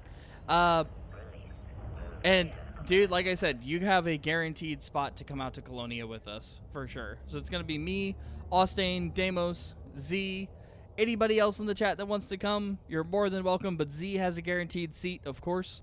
But while we do this, let's back out here and watch this carrier take off for the very first time. So cool. All right, retract our landing gear. Oh, look at all the pads. Holy crap. This thing is sick. I'm so excited. Oh, it's a beast. This thing is a beast and a half. All right, here we go. Gonna go down just a little bit. Mind you, it does take about 15 minutes to jump. It's not super fast. But yeah, man, hey, either way, Z, you got a guaranteed seat. You let me know, and we'll make something happen, I promise. For sure. I'm 2 hubs from your squadron system? Well, that's pretty sick. All right, guys. Let me know if this is a good view, if you want higher, lower, whatever you want to do. I'm going to try to get close, but not too close, because it does say that you need to stay clear of when it tries to jump to witch space. And then on top of that, I am going to use the external camera. I'm not going to look out of the dash as we do it. So I will watch it like this. So this will kind of give us a better view as well. So I think that'll be sick. Galactic neighbors. Heck yeah, dude. Oh, that's sick. Galactic besties for life. Oh, man. Good stuff. All right, so let's do this. So I really want to see how this remote carrier management works, too. So I'm only going to jump one system over. Hey, Deimos, what is your player's system? And I might jump into that. All right, open the galaxy map. Let's see it. Where do we want to go? Oh, man, I'm so excited. Oh, this is so cool. It's so cool. Oh, I did some work in Dwamta, actually, earlier. Deneb Algedi? All right. Hey, thanks for responding back really fast, by the way. I really appreciate that. Algedi with a G. L-G-E-D-I. Okay. Algedi. Okay. Set carrier destination?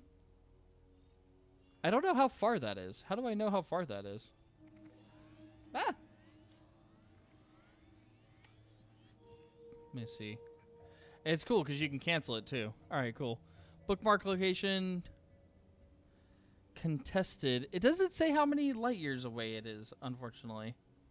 How could I see that?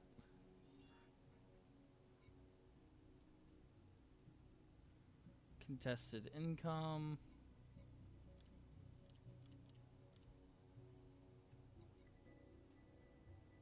I don't know how to tell how many light years away it is specifically, just for my own knowledge.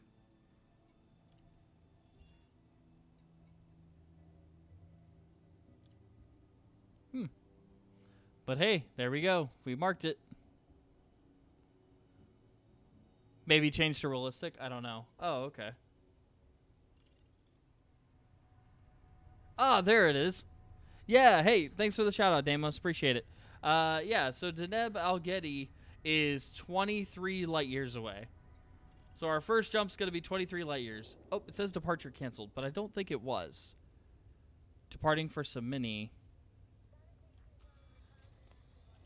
I don't think it was canceled. I think we're still a go. It's hard to tell because I'm not on board. Otherwise, it'll give me a solid countdown. But I'm positive it's still going. Let me see. It should show in here. Oh, no, it's not showing it. It says you can select a destination from the galaxy map. I may have to set it again. Okay. So let's see. Deneb Al-Gedi. Yeah, there we go. It'll go now. There we go. We'll be departing for Deneb in 15 minutes, 20 seconds. Perfect. There we go. All right, guys. We're jumping to Deneb. Pretty sick. Pretty freaking sweet. It's going to be, like I said, it's going to be about 15 minutes, so it's not a super fast thing. But it should now show it under here. Yeah, there it is. All right, Ross 775. Economy is high tech. Deneb Al-Gedi, an economy refinery. Estimated departure 14 minutes 45 seconds. Landing pad lockdown is going to be 11 minutes and 20 seconds. And the tritium reserves are going to be 500 out of 1,000 units. And it's going to have 492 units after the jump. So that's really good, too. It'll at least tell you what your kind of gas mileage is. Oh, all right. Thanks, Z. Hey, we appreciate you, man. Come around anytime. Feel free to subscribe to the channel. It doesn't cost anything, I promise. And I'm going to try to be streaming a lot more, for sure. Especially now that I've got the fleet carrier. We should have more adventures and less grind from here on out. Because that was always the thing. I really was shooting for the carrier. We finally got the carrier today. So now it should be more fun and less grind from here on out. So, yeah, definitely stick around. But thanks for coming by today, man. I really appreciate it. Like I said, I'm going to send off the carrier in the same way I'm going to send off the stream. And then that'll do it for today. Yeah, man, more adventures, less grind, for sure. So, it's going to be awesome. I'm really, really excited about it. Yeah, way more adventures to come, for sure. So, like I said, landing pad lockdowns in about 10 minutes. I don't really know what I want to do for the next 10 minutes. I may just hang out, maybe read you guys a story or something while we wait. Because I don't really want to move. I want to watch the carrier do its thing as it locks down. And then we'll watch it jump. That's going to be pretty freaking sweet. So, all good things. This thing is a monster.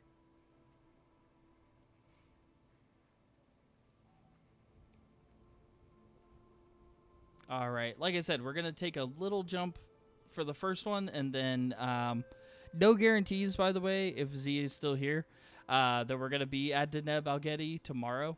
Because, like I said, I have a lot of plans for this thing to come. So, we'll see. We'll see how it goes. So far, so good. Maybe I'll head out to Robigo. I got some more money that I need to make. Actually, I don't know how far Robigo is from here. Could get a view from the engines along the pads or stay on the side of the view. True. Yeah, I'll move around. I'll give a little tour of it as while I wait.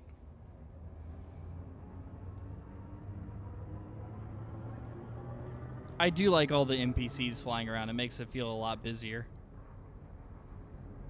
Oh, look at those thrusters. Oh, so much thrust. Very thrusting. Dang. Oh, huge. Giant and huge. Alright, here we go. Oh, my headrest was shaking on my ship. I'm told that there's some pretty cool like things to look at aboard the ship too. Like, yeah, like this. That there's literally brewer shipping containers, like hauling crates on the outside of the station.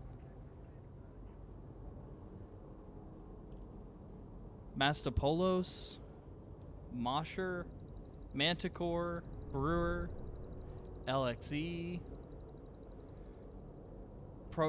Projectiles. That's funny. And some liquid containers, I think. Yeah, like some liquid containers. Oh, don't pump the station. I heard that the station gets angry and will shoot at you if you pump it. Oh man, this is cool though.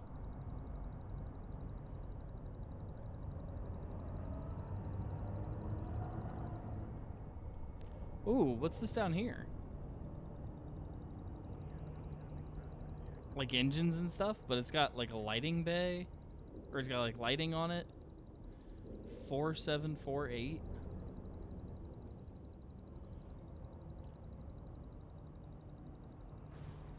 Whoa. Alright, not too close. Alright, it's departing in 10 minutes.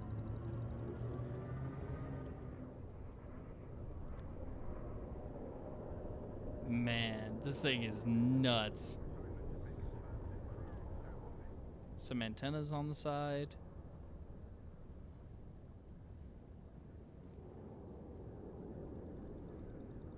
I bet this thing would be sweet to fly around in a tiny ship.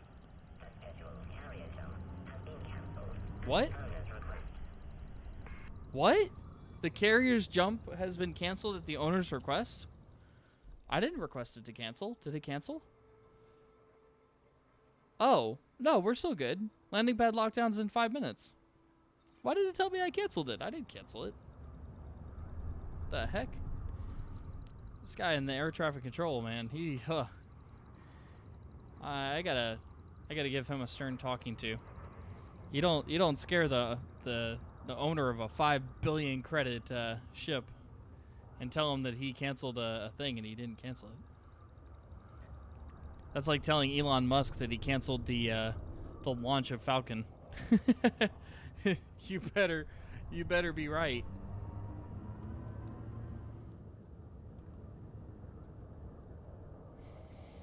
Oh man, the pads though. I heard that you can get in trouble for loitering your own pads though. I have heard that. Let me try.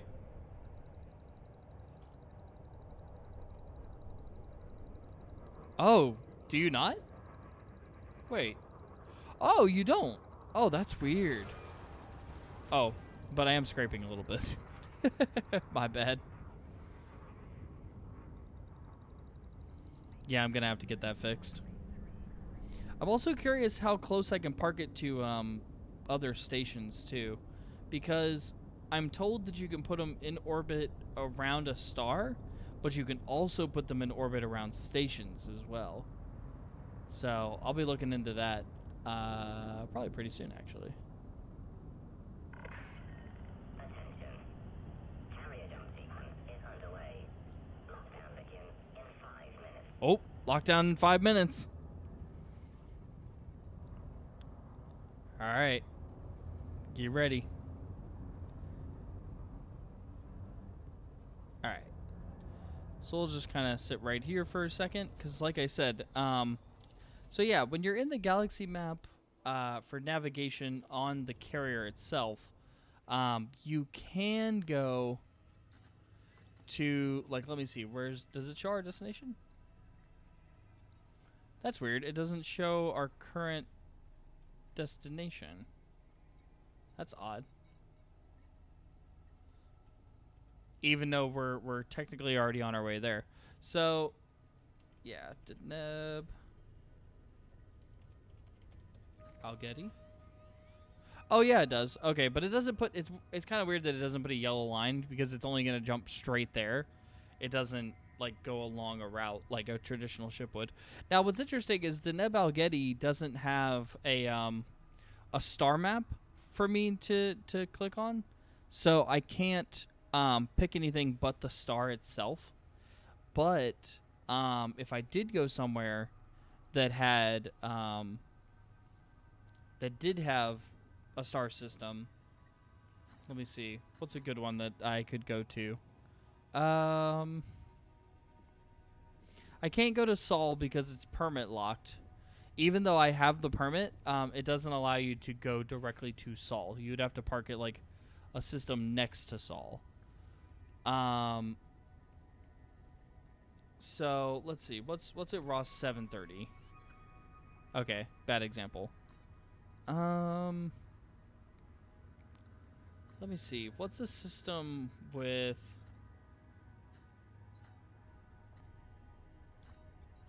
There we go. So Corway, right? So Corway has a system map. So if you click on it, it'll bring up the system map of it, and you'll see that there's actually some stations here. And rather than parking around the star or parking around the planet, someone hasn't parked around the planet. They parked around the station itself.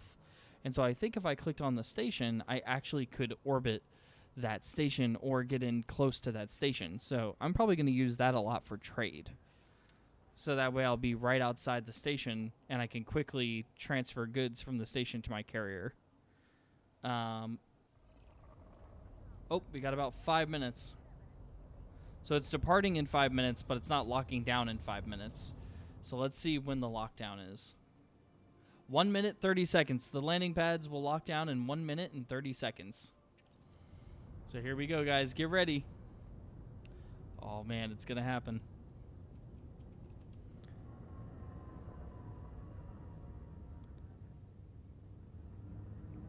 This is going to be so sick.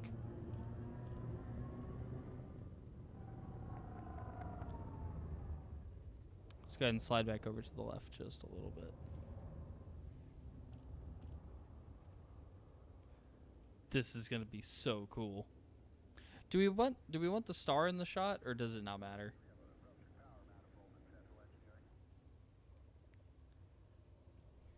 I might jump over here, but yeah, in 1 minute they're gonna lock down the pads.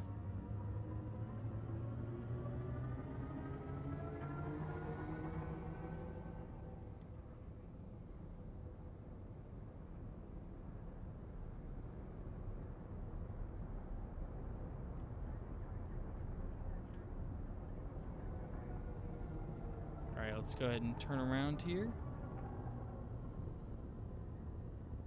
Get ourselves turned around. Little tilt. There we go.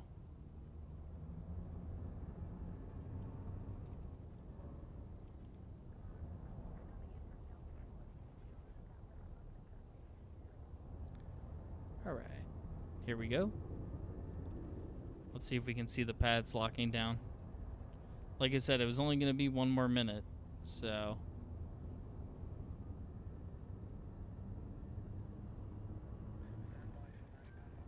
there we go. Carrier services have been temporarily suspended. The pad should be locking down. Let's see them. Whoa, listen to that.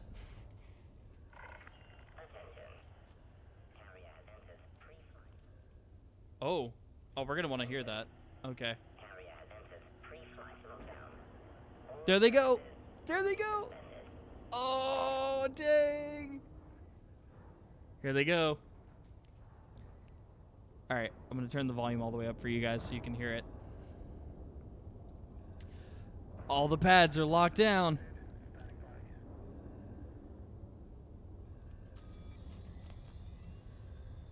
Oh, I can hear an alarm. Access has been restricted due to upcoming jump. Oh, man.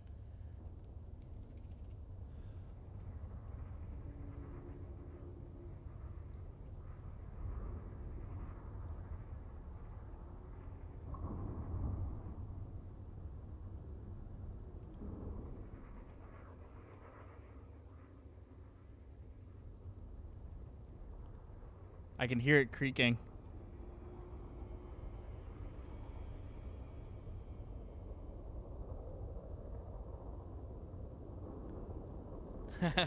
That ship just got turned away because the carrier's locked up. It's jumping.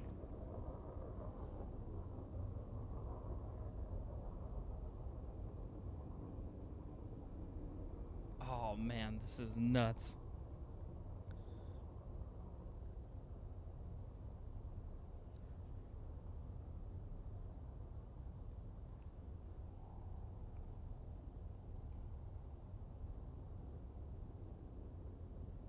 I don't really hear the FSD charging up.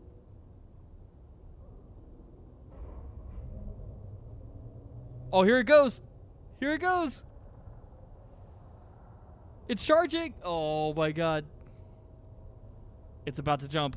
Get ready.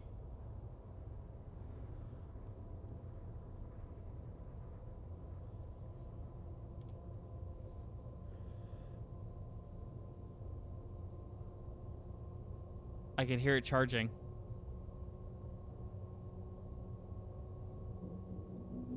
Oh, here it goes.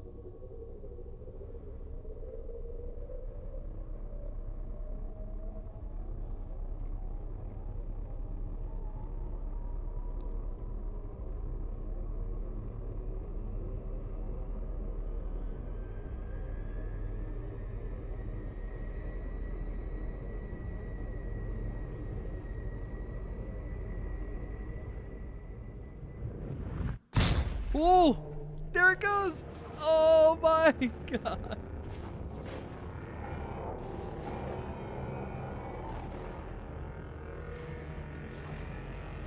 Yo!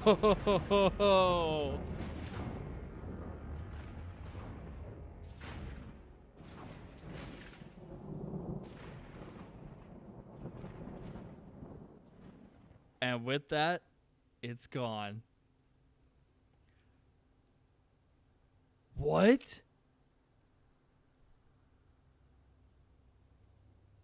That was weird. Okay, glitch.